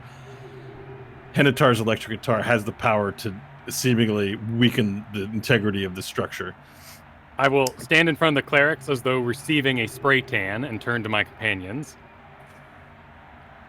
We need to get that guitar away from him. How far away is Henitar at this point? Brief glance out the window. He's still, let me see, about 100 or so feet away, maybe 200. He's still distant, but he's approaching. But as you do that, Eminil and Nobieri waste no time. They begin casting healing spells upon you, giving you everything they can, exhausting their entire battery of whatever magical energy they have left to heal you up to full.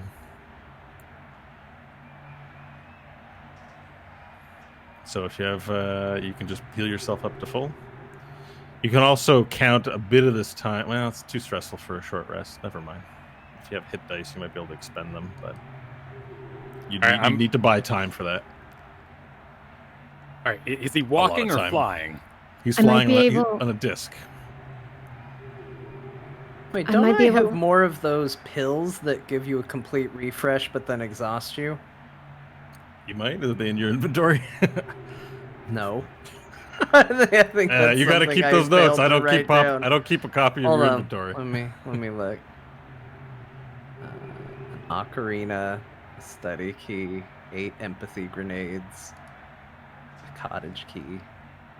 It's the same thing. Badass's book, a Lohar scroll for freemium. No, I don't have pills. I think I removed them when I gave them to Varel and he didn't need them. I need to go get a drink of water. You guys continue planning. I'll be back. All right. Did anyone get how high up he is flying wise? No, I don't- but I think Sorry. Bo said that he's like just enough to feel impressive, not high enough to be awesome. for Hope us. has teleport if the hand works. She could get everyone there. Assuming, I think I have to roll like a percentage, and on a 1 to 5, something bad happens. But because we could see where we're going, the percentage would be super low. Okay, so we could surround him the second we start and just eat the crud. I'm out of gonna him, say we ideally. get him off that disc too. I feel like that's given him a lot of boost. Yeah, my goal is to wrestle the guitar away. Bo keeps saying that he's just a human, so I have hold person, which I can cast on him, which is going to be awesome because it means if you hit him with melee, it's a crit. Okay. So that's going to be big. I also have heat metal. So if that guitar has any metal to it, I can make him drop it. Awesome. Oh, perfect. So I like the teleport idea a lot. I mean, the Yeah, metal, there is the chance for mishap, though, is the thing. But if hold person is 100% accurate, I'd trust that. Because you never know how the dice are going to fall, right? Well, we end up back in Sigil or something. Sigil. All right, what do you got for me? Nick also is polymorphing. Okay. Well, we have a plan. Okay, before you engage in the plan, you hear Henitar's voice, unnaturally amplified, boom through the house, and he goes, "Piggies! Piggies! Y'all better come out of that house before I huff and I puff and I blow that house down!" All right, what's your plan?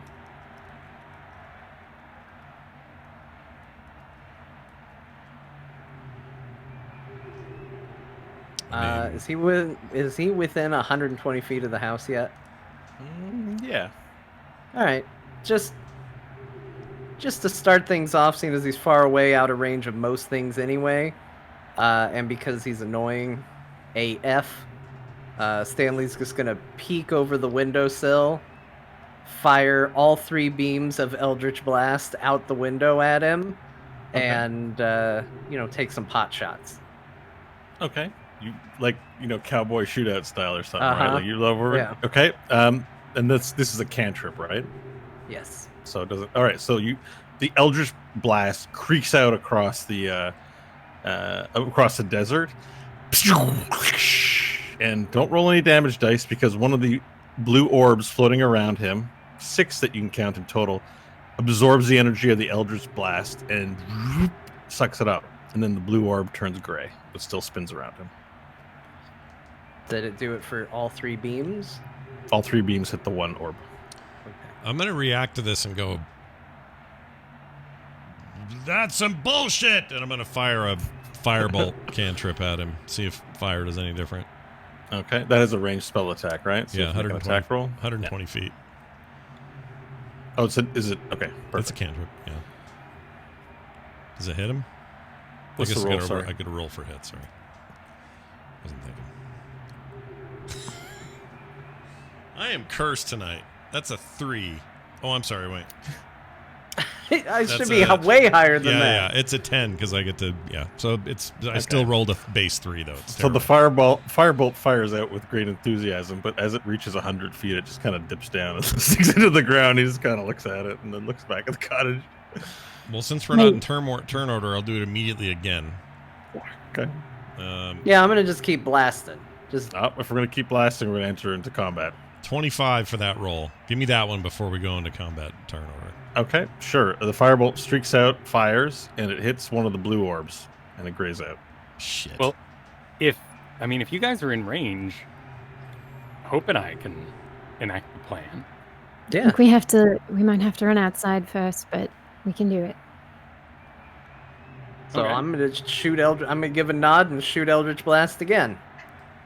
Okay, so you go out, you move out, you fire Eldritch Blast at Hanitar.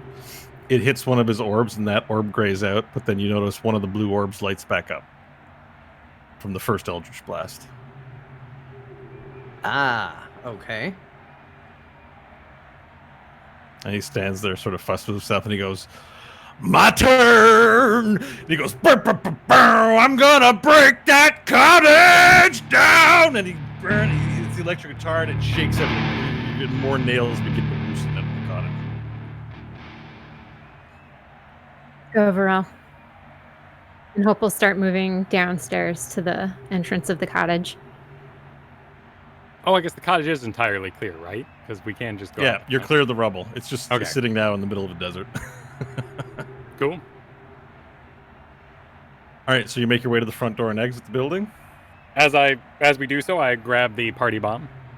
Okay.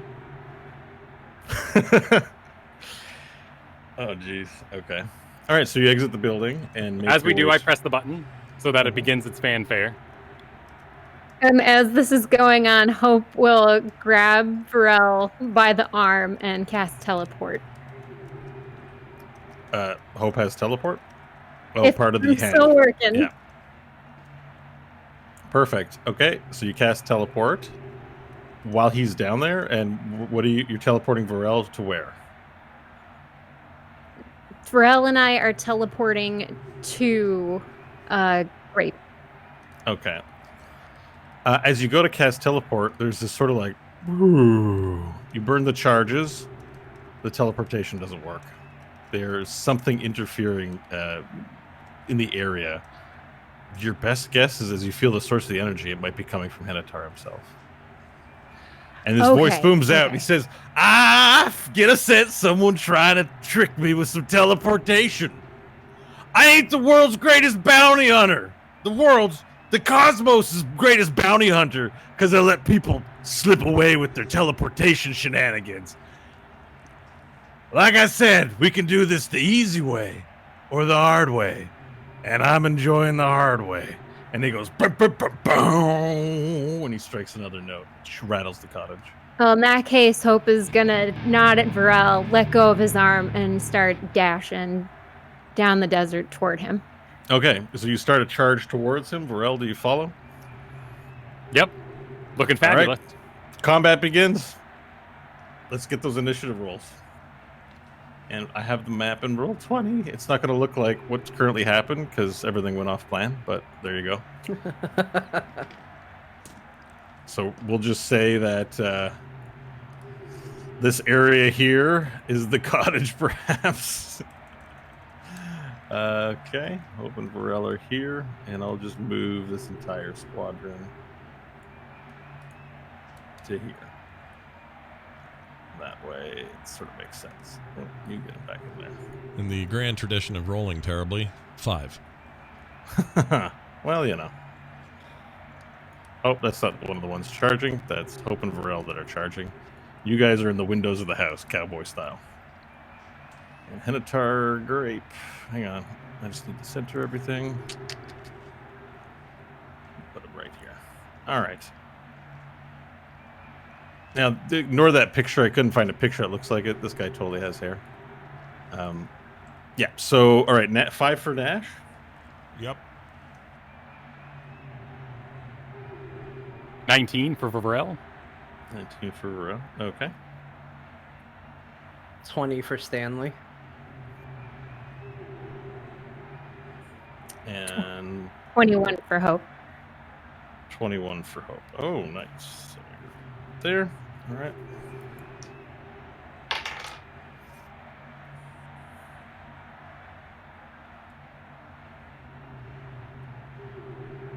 Okay, and Henatar rolls a 17. That means Hope, you're up first. All right, Hope is gonna dash 60 feet toward Henatar. Okay, perfect. 60 feet. So move your 60 feet.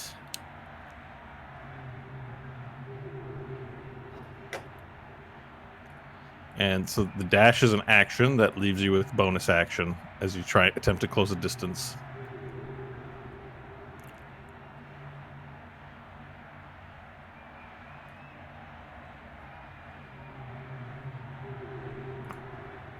Seeing what bonus actions I have, but I think that'll be it.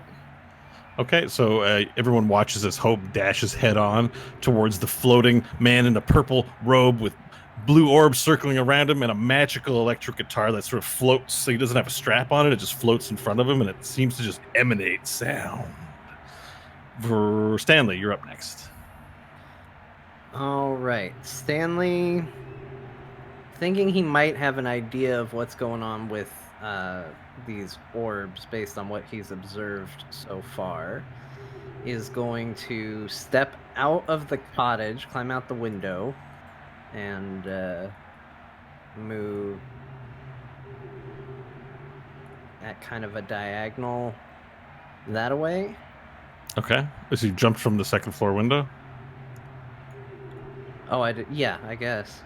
Yeah, you're on the, you're fine from the second floor. You'll have to run down, and that'll take probably most of your turn to get to the front door. Yeah, I'll jump out the window. Okay. I'm acrobatic. Why not? Make a saving throw, but or a skill check rather. But if you fail it, you'll just take a small amount of, I think it's a D6 of fall damage. A 22. Okay, you jump out good. and land safely on the ground, sort of doing a little tumble, and you don't take any damage from the fall. And that was just your first movement, so you can keep going. Okay, so he's gonna stop there, Mm-hmm. and calling upon, because it's been a long time, he's been nervous to use these powers, but meeting the fish bird kind of taught him maybe he should lean into it. He's gonna call upon the trait he learned from Ketobal Praith and hex this guy. You're gonna hex Hanatar. I'm gonna try.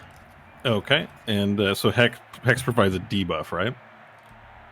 It does. You place a curse on the target. I'm gonna deal additional necrotic damage when I attack. I also get to pick one ability when I cast, and the target has disadvantage on ability checks made with that chosen ability. Okay. So, we'll so say dexterity. Okay. As you cast the spell out, the magical energy moves to envelop him, and one of the orbs takes it and counters it, completely nullifying it. But there are now 3 gray out ones, right? There's currently 4 orbs lit, and now there's 3 orbs. Yes. Wait, I thought he had 6 orbs. He had 6. He was down to 4, and now he's down to 3. So now he's down to 3. Okay, got it. Cool. And Because then... and one relit up, actually. That's why there was -2. Yeah. 3. But- Sorry, 3. Okay, cool. We're on the same page, though. 3 are out, 3 are on. Maybe I should put a visual representation so we can keep account. I'll take care of that as the play continues. Okay, sure. Yeah. why not? And then as a bonus action, I am going to spend my bardic inspiration, and I'm going to... Everybody here should be within 60 feet. They are. And I'm going to do Mantle of Inspiration, give everybody 11 temporary hit points, and they can burn their reaction for movement if they so choose, Awesome. which I am going to do as well. How much movement is that? Your regular movement. Thank you.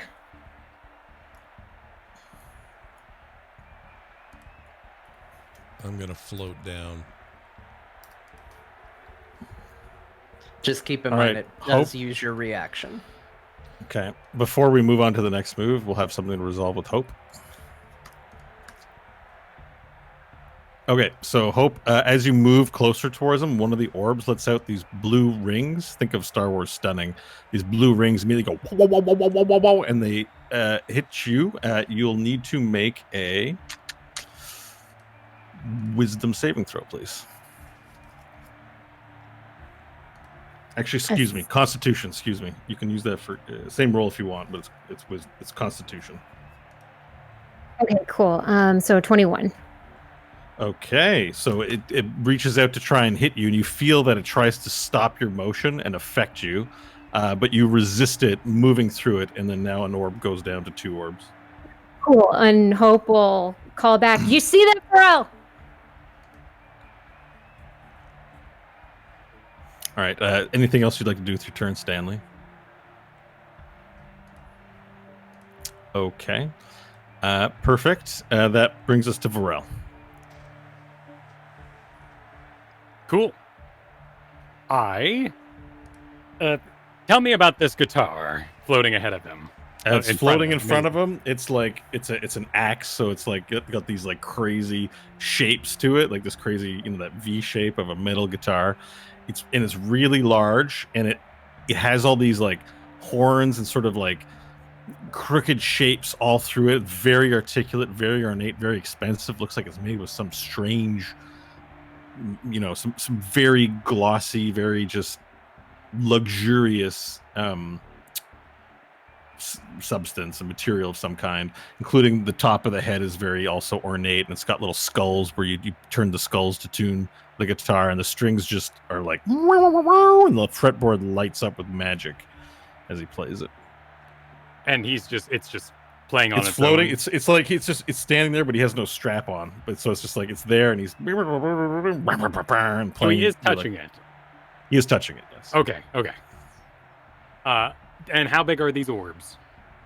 These orbs are the size of like a dodgeball, maybe. Like, well, not dodgeball, like maybe that big, like a large softball.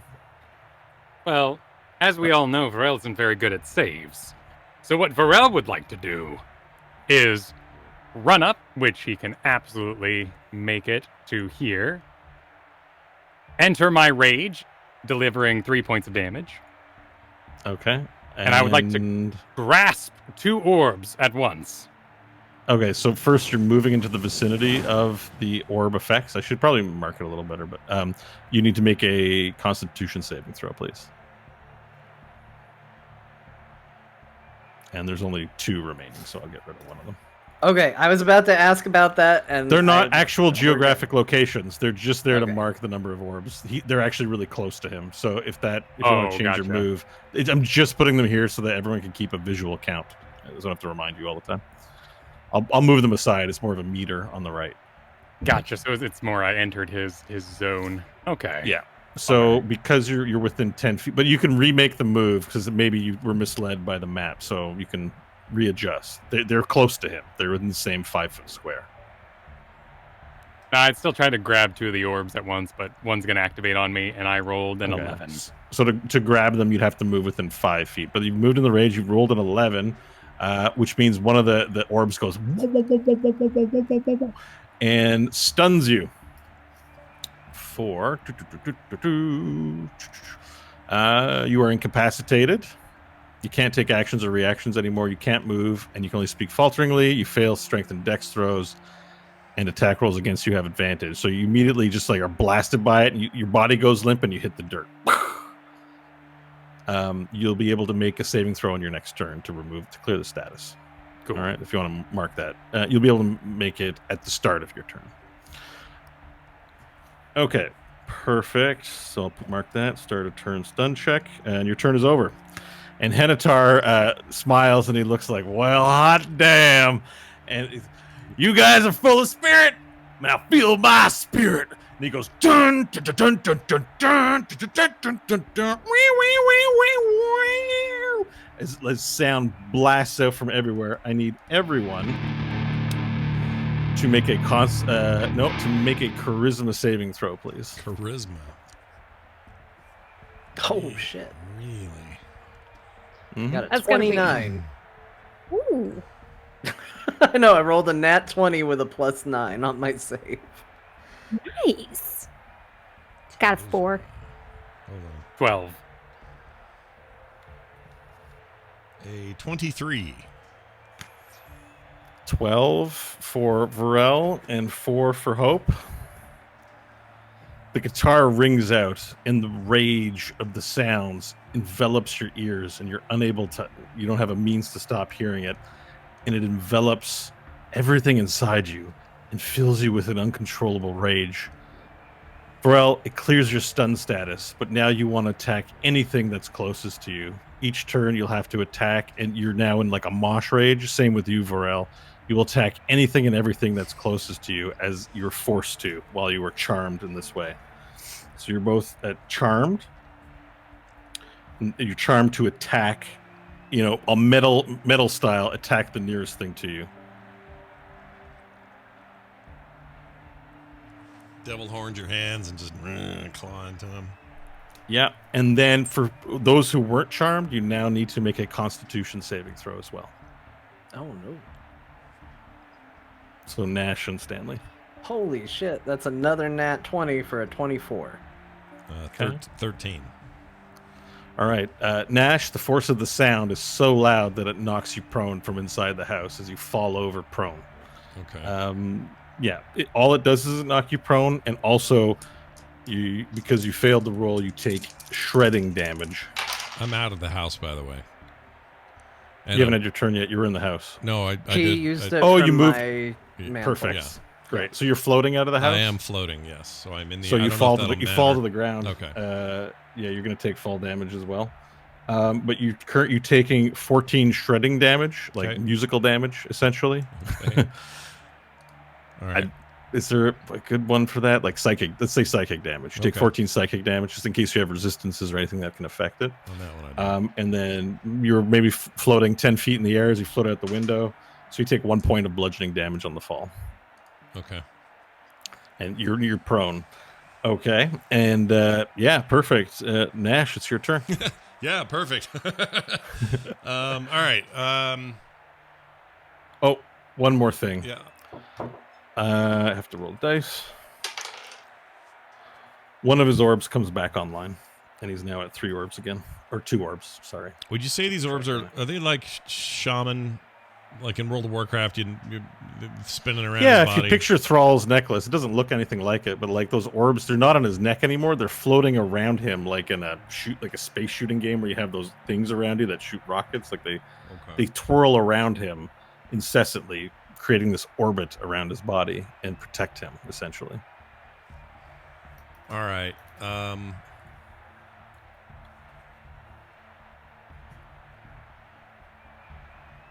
And remind me, when I'm prone, that's a problem, right? With I can't do movement other than get You up. use half your movement to stand up. Okay. So if you stand up, you'll get 15 feet of movement instead of 30. All right. In that case, what I would like to do is get up. And then I'm just going to float a little off the ground, and I'm going to cast haste on Stanley. Make sure he's in range.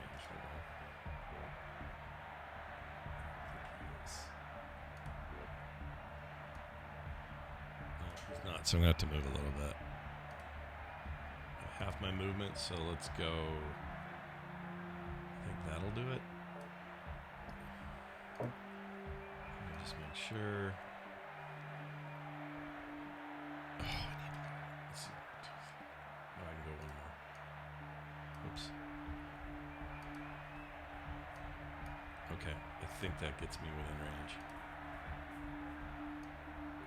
Yep. Okay, I'm going to cast haste on Stanley. Okay, perfect. And All right, remind me what haste does. That's an AC increase, right? you get yes, and you can hold on. I'll pull it up to make sure. Okay. I'll look it up. Here it is. It's fine. No, you're fine. Tiger speed is doubled. You gain a +2 bonus to AC, and it has advantage on dexterity saving throws, and it gains additional action at each of its turns. So that's the main thing: is you get a bonus action or an extra action. Let's see. Yeah, that's it basically. Okay. So you are Hasty McHasty, Awesome. and I will end my turn there. Okay, that brings us back to Hope. Hope, you are now under the influence, charmed by the power of metal, as you feel you're filled with this rage. Now, Henatar has floated. I didn't mention this, so I guess card laid, card played. Henatar is the closest thing to you. Cool. Hope is going to viciously scramble up and kind of like monkey on the front of him, and then use her knife to stab into his neck. Okay, Oh, so gosh. in order to climb up, that'll be an athletics check, and it'll use your action for the turn. You won't be able to attack in the same turn unless you can get another action. Gotcha. So I wouldn't be able to use climb as my movement. You can, but it's going to require a skill check, which will be the action. It's a hostile thing that you're climbing up. It's not easy. Yeah. Like we would use movement if it Like was a like rock wall or wall. something. Okay. But Gotcha. he's fighting you off, so it's not. This isn't easy. So it'll require an action to do it, but you can make the attempt, and it'll be a contest. Okay. 21. All right, you do it. You climb, you grab a hold of the disc and hoist yourself up with the super ripped arm, and just like and put a foot up, and like in one fluid motion, you get behind him, and you wanted to like hold on to him from the No, back? no, or no, from I the don't want to front? get behind him. I want to hug him front to kind of like press his arms in and see if I can stop this Okay. guitar And thing. there's this really but, loud, try to like, damage him. there's this really loud. Now remember, you're filled with rage and charmed, so you're not like you're destroy. So you climb up and you mute his guitar. Well, I start biting it's at him weird. and Okay, scratching sure. at him. Okay, perfect. Yeah. And there's this is this like sound of like the guitar going, and like it doesn't sound good anymore because it's just like a little feedback occurs. Okay. All right, you've climbed up.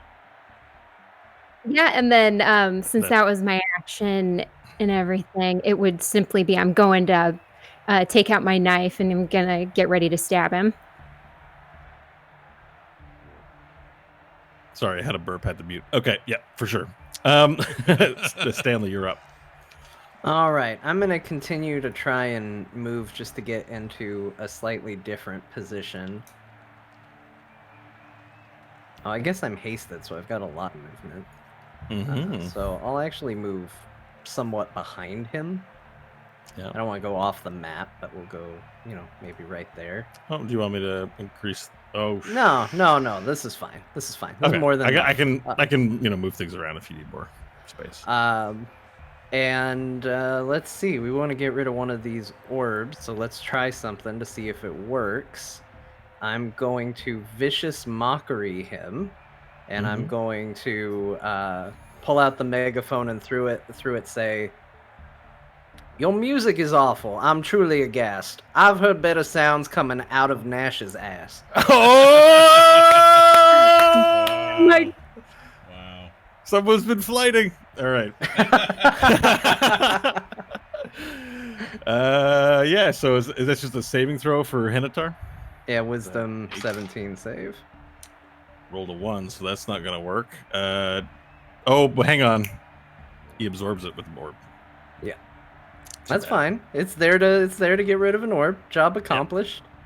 I was rooting for you, but I was just that insult was so good. I kind of wanted it to go through anyways, but I'm like, no, he's got the orb. Sorry. I appreciate it. Oh, you know what? We will change our movement a little bit. I want to be within 30 feet. I can give you inspiration for that one too, because I think that's the best look at- vicious mockery you've done. It's pretty good. It's in the top. It's in the top list. Go ahead and inspire your Oh, character sheet. nice. You're too kind. Okay. So within 30 feet, parlay and send diplomacy to go and strike at him. Perfect. All right. Diplomacy gets near and doesn't get affected by the orb, and you can make your attack roll. It's a 17 to hit. All right. It hits. Roll your damage dice. That is 8 damage. All right. No, sweet. So it strikes through, piercing him, and it does 8 damage as the sword sort of attempts to make a poking motion because it's a rapier. So you just go, and it seems to get in. And he goes, "Ow!" And you've scored a hit. Awesome. That is my turn. All right, Varel, you're up, and it's time for which skill check? Charisma saving throw, please. Or no, wait, you're stunned. No, you're charmed. Charisma. Yes, charmed. Yeah. Look at your notes, Bo. Yeah. 5. You still have the rage. And it's the power of metal has overwhelmed your mind. I want can to use- rock, and I go and kick Hope off of him. Oh, The really? Big lizard foot just woo. You're gonna kick She is the nearest one, I suppose. Okay, perfect. That's gonna be Hope's got to hold on, and you got to kick. It's athletics versus athletics. Let's get a contest going.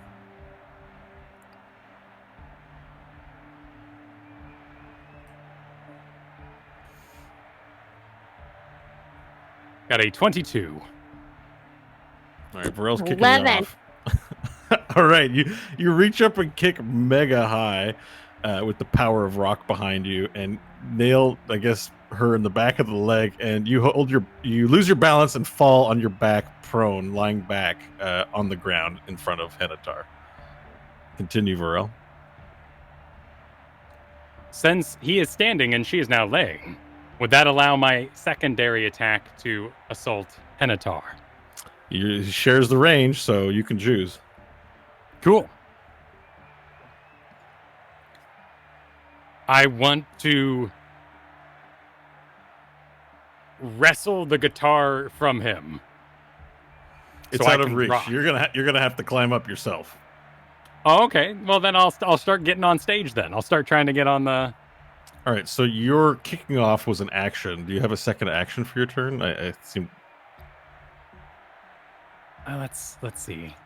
Because I know I've done grappling and attacking in the same turn with the double attack feature, but Right, but this was not a grapple. This was an action. Gotcha. It's cool. The sooner we end this turn, the sooner you get your next one, and you can have a redemption arc. Wait, hang on. Oh, I can't stack temporary hit points. Never mind. I will flame burst for 4 in the area. Okay, you flame burst for 4, dealing 4 damage to Hope, and 4 damage to Henatar. Damage. Yep, she's got the resist. And there's boom, boom, boom, boom. All right. Henatar then, forgetting that he needed to be cautious, then ascends in the air about 10 more feet so that you guys can't grab onto him. And then he begins continuing playing. He's like, feel the power of my ability. Or wait, he doesn't talk like this. Feel the power of my abilities. And he goes, dun, dun, dun, dun, dun, dun, dun. I'm the greatest bounty hunter. All right, I need Stanley and Nash to make their charisma saving throws, please, as the metal continues to pierce their soul. All right, that's going to be 19 on the save for charisma. You're immune to charm, aren't you, Stanley? Is that right? Oh, I have advantage against being charmed. Well, this is a Let me charm roll effect, again. so yeah. Oh, I rolled double 19s. Nice. Hey, buy a lottery ticket. Yeah. An angel got its wings today. Well, now you're too late. All right, You spent your you luck. rolled 2 19s. Nash, what did you roll? 17. All right, you guys are both safe from the music. And wait, are you? And then we have to do a constitution, right? Yeah, let me just make sure I write these down again. All right. Yes, if you save that, then you got to do the Constitution saving throw to avoid being knocked down and taking metal damage, psychic damage. 20 for my constitution. Cool. That's a 18 for Constitution. Okay, so you guys are both good and not knocked down as well. Henatar does float up out of reach, so you can't climb up. This mistake he's made twice now. as he moves up a little bit more, and he continues shredding you, and the house is like reverberating in the background. And I'm gonna roll a dice, and he regains 2 of his orbs. Oh, shit. Nash, you're up. Okay. I just ate a mouthful of something. Nash is eating during combat. I forgot it He was my reaches into turn. his cloak and takes out the vegetable peelings. And is like, All right. This is intense, you guys. Here's what I'm going to do. I'm going to attempt to immolate him. Immolation. At level remember, 5. his orbs are absorbing spells. Yeah, so but if you're not- blowing a high level spell. Well, You might want to be careful. Let me ask you this. The way this works is flames wreath one creature, so it goes around him. He gets like enveloped by it. Does it target the creature? It does. Does that mean the orbs could play a role and stop it? Well, you won't know until you find out, but your instinct is telling you this is not a safe course of action. I mean, This is my way of gently we- hinting. we need to get through those orbs, but maybe save big spells for when there are not orbs. So we know that the same spell just restores an orb, so it has to be a different spell. That's my observation. I don't know that that's true. No, I'll clear that up just so there's no confusion. There, at the end of his turn, he regains a certain amount. Oh, okay. So it wasn't because I did Eldritch Blast again. No, it's It was because we weren't he in had a combat, turn. and I needed to express the fact that they recharge quickly. Yeah, Oh, okay. but they're not. Alright. You're reading way too into it. There's a whole science to these orbs, Video guys. You game. gotta I do was it. like, I was like, I got the puzzle figured out. I'm really. It's a pretty excited. cool idea, and I wish I thought of it, but I gotta go with what I prepped ahead of time. To be fair, which because maybe he's OP, I don't know. So we're finding out. It's a All right. playtest. Well, I'm not using that now. Then I'm gonna go dragon. So get ready, everybody. Oh It's shit! dragon It's dragon time. Yeah, I'm gonna be. Where is it? Where's my dragon thing? Can't find it. Oh, Morphin time. you need a dragon token. If you need anything, just yell walnut. That's not it. Oh, here it is. Black dragon. Turns There you into go. a giant walnut. I'm a black dragon now, and I'm gonna bear down on that guy. So do I still get movement, or do I waste that on the transformation? I You can't still remember. get movement. It just takes an action to transform because it's such a crazy Right. transformation. All right, so I'll transform if you don't mind. All right, so I'm just looking for your thing. I'm just down. I'm south of them. So I have a place where I keep shortcuts and stuff in Roll20, but I'm like, I've put so many things in the shortcut thing. There it is. It's not helpful anymore. Okay, so there you are. I'm just gonna move your guy to the corner. Kaboom, Nash style. All And right. I'll change the name to Nash, and I'll give you control. I think I can do that. Cool. This is determined by character settings. Okay, I can turn that off and give it to you. Hang on. Perfect. You now have a dragon. All right, I'm gonna move to there.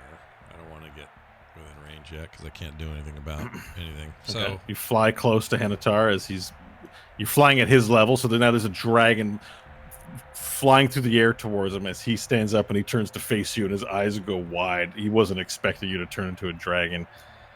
You can clearly see he had no foreknowledge of this. This hunting expedition has been full of surprises for this guy. But he's still, insisting and fighting. So, okay. Anything else, Nash? I think that's it for now. All right, Hope, you're up. Make your saving throw because you have your. I don't know if we did that. Did we do that last time? I think we No, might no, have but that's okay. All right, card laid, It's but make one Charisma. now. Yeah. Charisma saving throw, please. Yes. Excuse me. I rolled a 2 and my charisma is a -2, so it's a 0. Yeah, the power of the power of metal still envelops you as you're filled with rage, and you attack the nearest thing to Oh, you. yeah. Pharrell. So she looks over on her back, furious, and she clambers up to her feet. And as she's clambering up, you can like clamber up and you're hunched over. She's going to football charge him on his stomach and try and throw him to the ground. All right, grapple contest between the two of you again. Or do you want to push That's him to the the ground? strength. Are you trying to Are you trying to Doing push like him to the ground and football thing land? where you hug the waist and you run them down until they Yeah, fall on okay. their backs. Let's do this contest. Athletics contest. 22. Damn, a 13. Okay, so Hope runs at you. You attempt to push him down, and he doesn't push down, and you're not able to grapple him. He stands resolute against your attempts. Well, yeah, if she's like hugging me around the waist, just trying to push me and I'm standing strong, I'd be like, yeah! Yeah. All right, perfect. Anything else during your rage-filled turn, or do you want to move on? No, because that would have been my action. So Yeah. that would be it. Okay, Stanley, you're up. All right, Stanley points a finger and is going to fire 3 shots of Eldritch Blast at the guy. Okay, this is one use action. It's 1 cantrip, but it's 3 attack rolls. Yeah, so the magic gets pulled. All 3 things get pulled into one orb, and the orb goes. Okay. All right, that's fine. That gets rid of an orb. And let's do a bonus attack with diplomacy. Okay, all right. So again, the sword floats up higher and higher and attacks. 24 to hit. Mm-hmm. It's a hit. 10 points of piercing damage. All right. And he's Hanatar spins in a circle trying to dodge the thing, because the sword is chasing him, even though he's got the dragon bearing down on him, and he's not able to dodge it. And it pokes him again, and a little bit of blood appears, splotching his purple robe, and he's like, "Ah, God's damned it!" All right. Anything else? That'll do it for me. Varel, it is your turn. Oh, you're muted. Allow me to roll. An 11 for the save. Okay, perfect. So you are, yeah, you're still under the effects of the rage. Cool. I would like to take Hope, who is grabbing my waist, and throw her into the air. Awesome. Okay, it's a grapple contest again.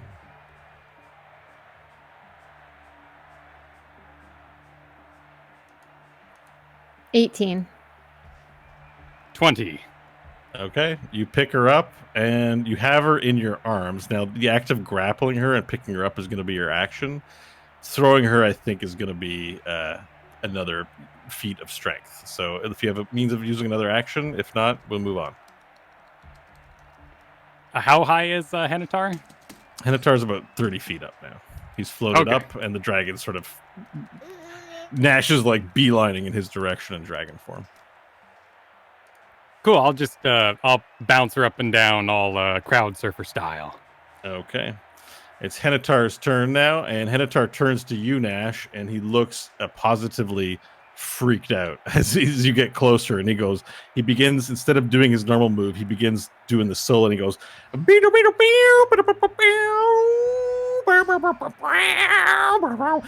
each time he picks the string, these magic missiles fire out of the guitar, and they pelt you.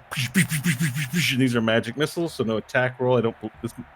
They're not needed for magic. Let me just look that up again. I thought I knew my magic missile text, but I'm drawing a blank. Hang on. Magic missiles are an automatic hit unless somebody reacts with the shield spell, in which case they're deflected. Oh, you know what? Nice. I'm going to do that. I can still. You have a shield spell? I do. I have a shield. And you can burn a reaction? Perfect. Yeah. So let's do that. Nice call, John. Yeah, I'm glad you said that because it reminded me. I had a character in a different D&D game who probably would have survived if he had remembered that fact. So it is permanently etched in my brain. Okay, perfect. All right, so 10 magic missiles fly in your direction. You're casting shield, Dash? Yep. All right, so that gives you a bonus to AC, I believe, right? Yep, it does. And you can use it as a reaction. So as you are bearing down upon the mage, a blue glow of the shield spell, like as you speak out the words or whatever it's required. What is required for the shield spell? It's important for the drama. Components VS, so vocal and what? What's S? I always forget. Somatic, hand Somatic. gestures. So you make these hand gestures in dragon form, and do you have any magic words for your shield spell as the attacks you? Hey, buddy, turn and cough. These things you're shooting are going to bounce right off. And that's it. Okay. You yell out those magic words, and blue shielding envelops you, and they get absorbed by the magic missile, and they go boom, boom, boom, boom, boom, boom, boom, boom. The bit of counter spell of your own there. Yeah, take that. All right. So, who's next? That's going to be... Oh, okay. Now, that was his action. We're going to roll for his shieldy things. He regains 1. You got That's none good. left? We're Or not just- exactly going through them super quick. Yeah. Yeah. So that means All he right, has one. He's got one of those left, is all? He's Or got no? No, 4. he's He got regained 1. So he's at 3. had Sorry. 3. He's at Okay. 3. All right. But now it is your turn, Nash. All right. So the problem is, if I go in for melee, I get hit with an orb, right? Mm-hmm. There's no chance to Because- dodge that. Unless It seems as soon as someone enters range, one of the orbs shoots out these blue rings of energy and attempt to stun the target. Okay. Well.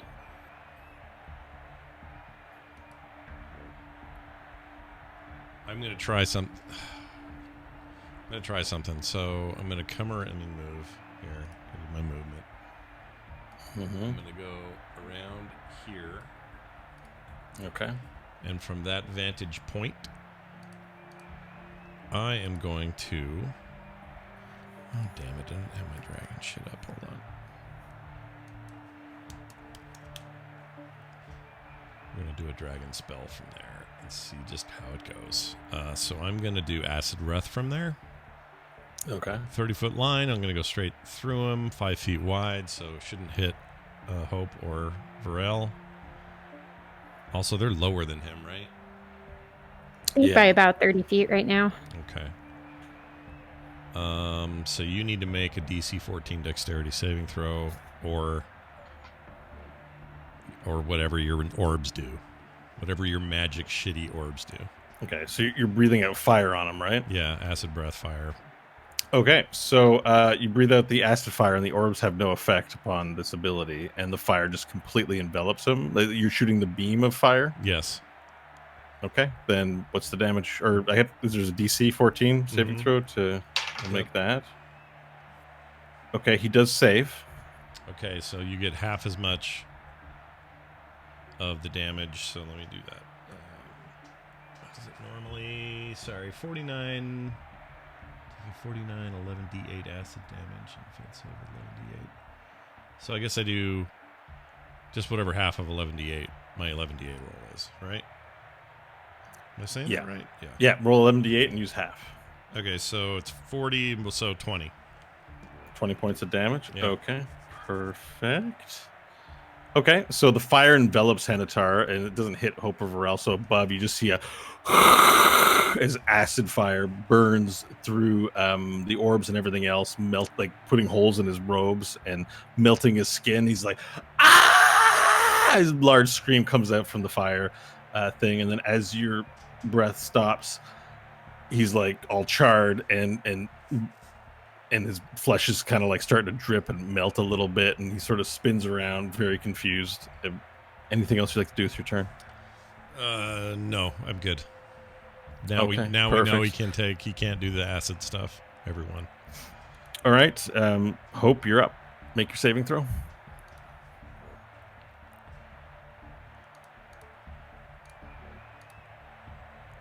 All right, took a while to get there. And here we are.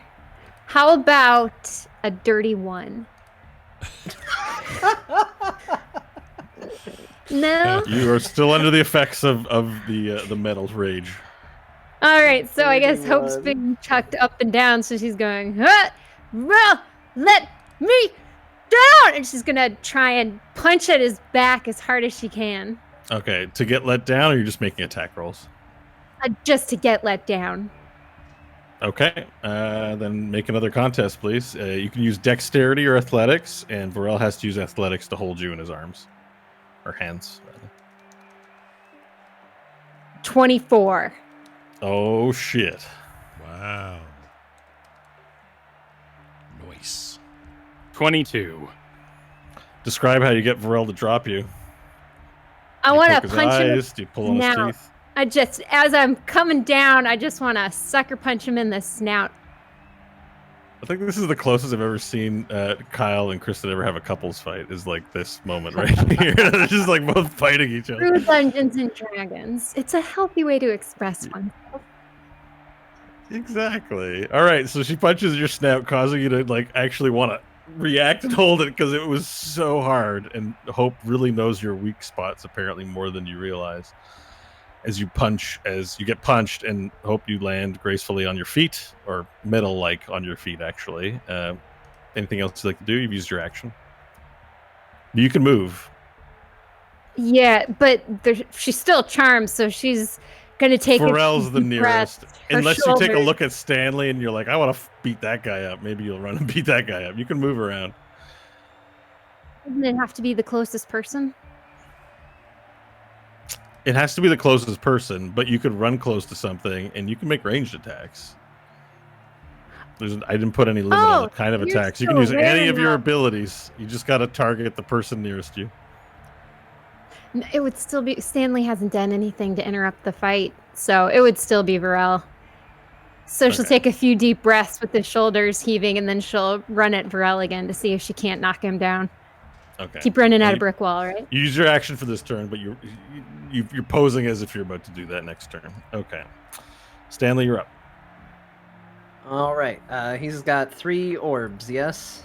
Mm-hmm. Okay. I just want to make sure, because with the acid description, you described him going in the acid, and I just want to make sure there's... Yeah, the fire breath the orbs did not defend him against the fire breath. You know, I don't know... This is a spell cast on me, so I don't know how the influence of it would work. So that's fine. I'm going to go ahead and cast telekinesis on myself. Okay, it's successful. Is there anything? No. Then using telekinesis. Hold on, let me see if it requires an action.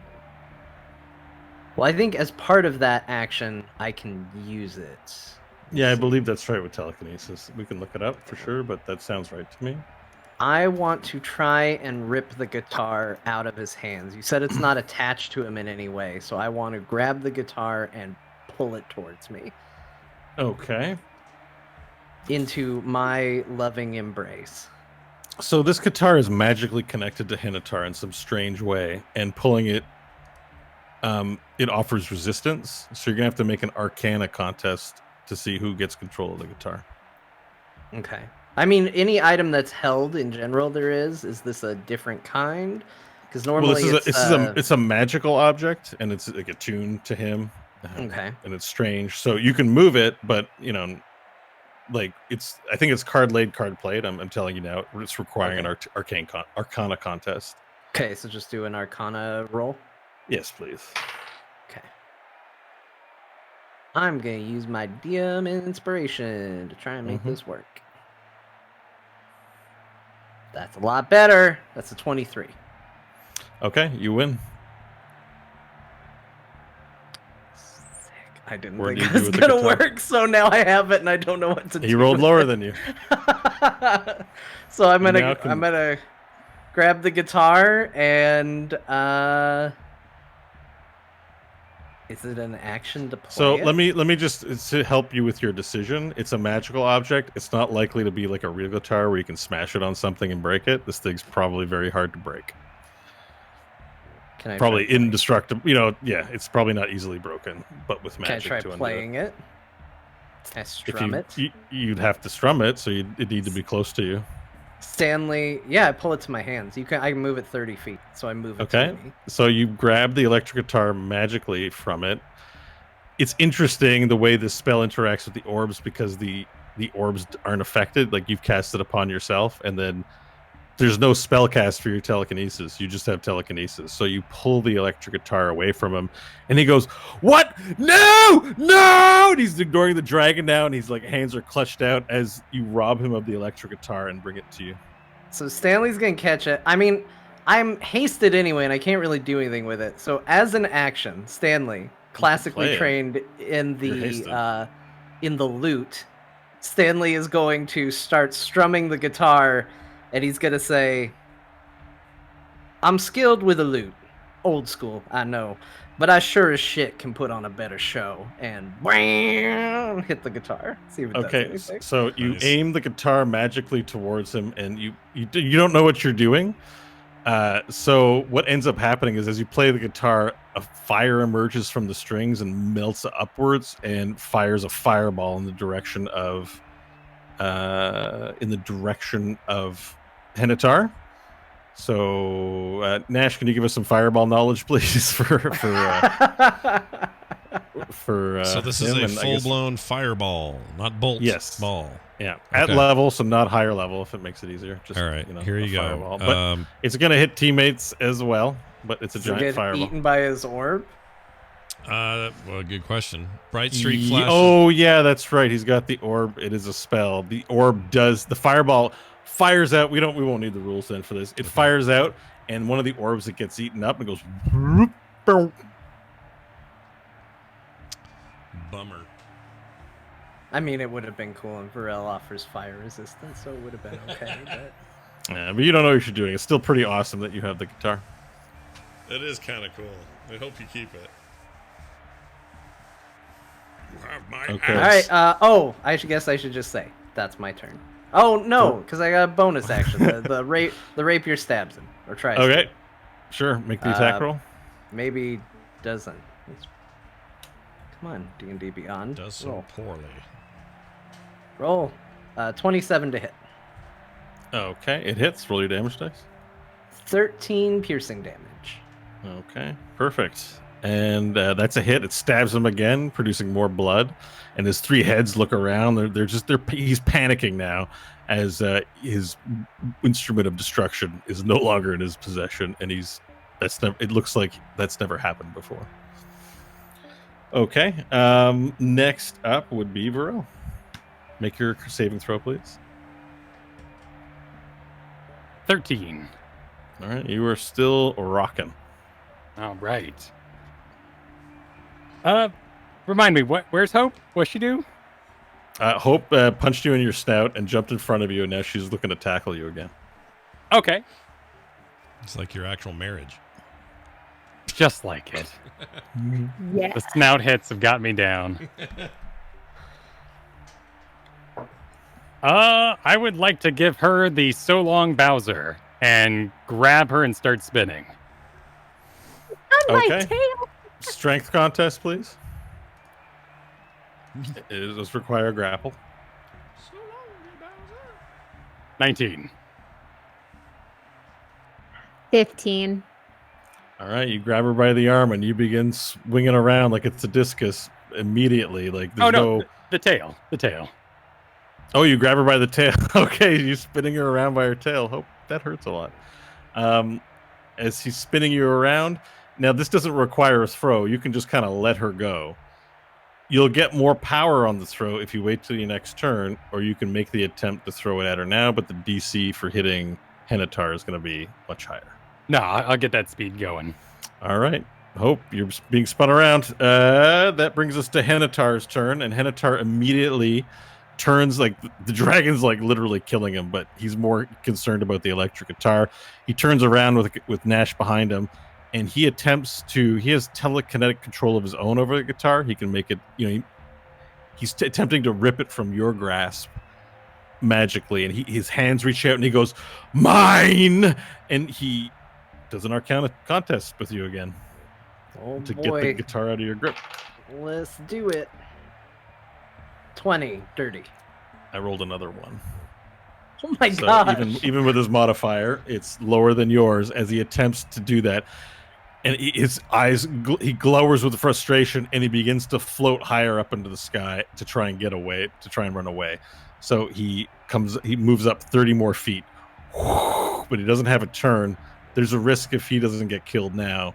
He showed an ability to teleport before. He looks like he's in running mode as he starts to dart way up into the sky. So he's now 60 feet in the air. Because he's moving out of range and no longer has control of the guitar, Hope and Varel, you're no longer under the effects of the charm. Nash, it's your turn. He's getting away. Okay. Oh, and I have to reroll for his orbs. 1 sec. So where has he positionally changed, or? Yeah, he's now 60 feet in the air, or 50 feet in the air. Sorry. And your teammates will have a hard time. If he gets another turn, he'll be out of range for all of your teammates, unless they can fly too. Well, I like to fly. I can fly twice as high. Reminds me of reading. And you can chase him. You have 90 feet of flight now that you're in dragon mode, so you can overtake him. Yeah, so I'm. But you want to be careful of the stun because you don't want to, unless you want to take that risk. He can stun you out of the sky. What I'd like to do, we're not going to be able to see this on this 2D map, but I'd like to outrun him and be in front of the direction he's heading, which is upward, and blast him. Okay, so he would only be 30 feet away from you, so you could move up like 60 or so, like say 40 or so feet, then move and then block his path upwards. You basically can totally block do his that path, with 90 feet. but the whole point would be not only to block it, but to block it with me and a fresh spray of acid out of my schnoz. Yeah. Okay. Cool. Does that have a recharge on it? Are you able to just use that many times, or do you have to recharge that? There's no cooldown that it says. Let me just make sure I'm saying that right. And if there is a recharge, you'll get a free one because we would have forgotten it at your last turn. Yeah, we probably should have remembered that. Yeah, there's nothing in here about recharges. So it just says I can you roll for it. You are the adult black dragon now. Young black, I believe. I'm not large adult yet, am I? Depends on what it says in your rules. Yeah, so acid breath is a recharge. You have to roll a d6 at the end of your turn, and it recharges in a 5 or a 6.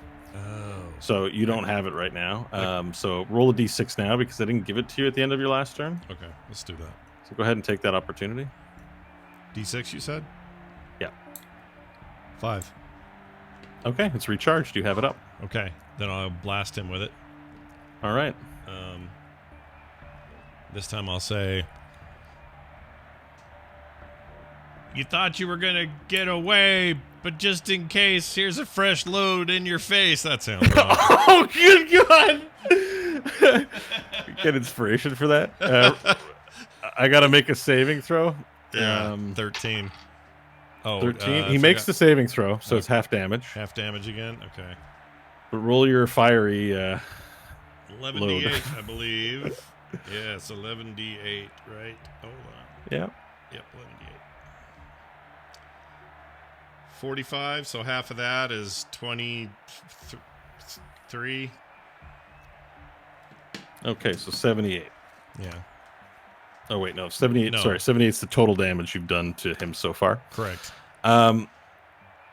Okay, so you blow the fire down.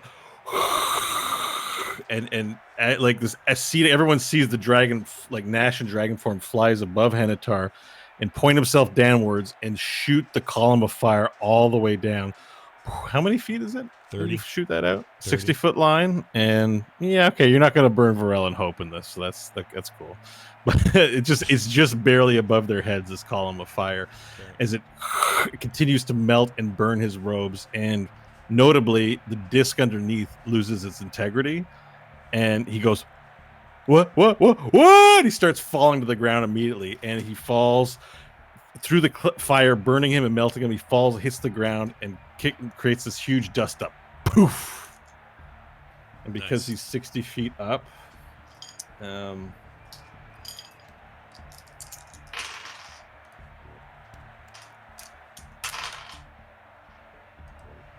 he takes an additional 22 points of falling damage.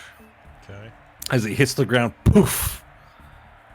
And everyone's cleared of any status effects, and he seems when the fire clears up, you see his limp body lying in the sand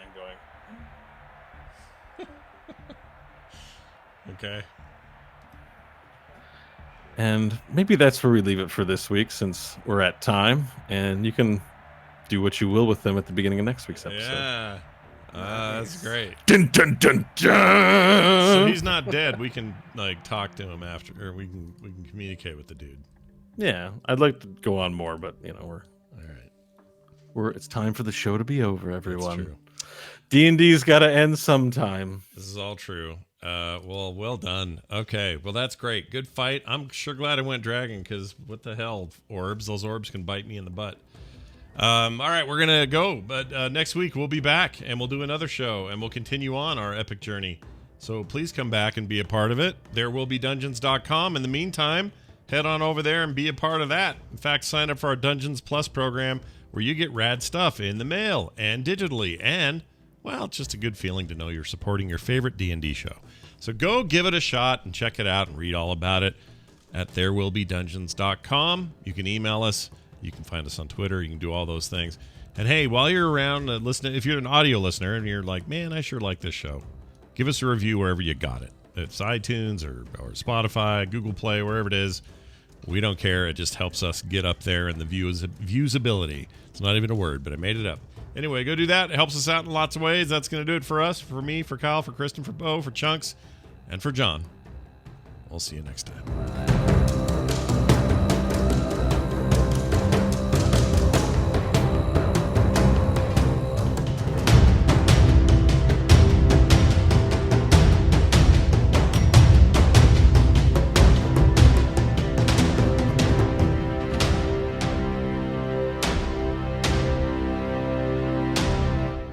This show is part of the Frog Pants Network. Frog Pants Network. Get more shows like this at frogpants.com. Well done.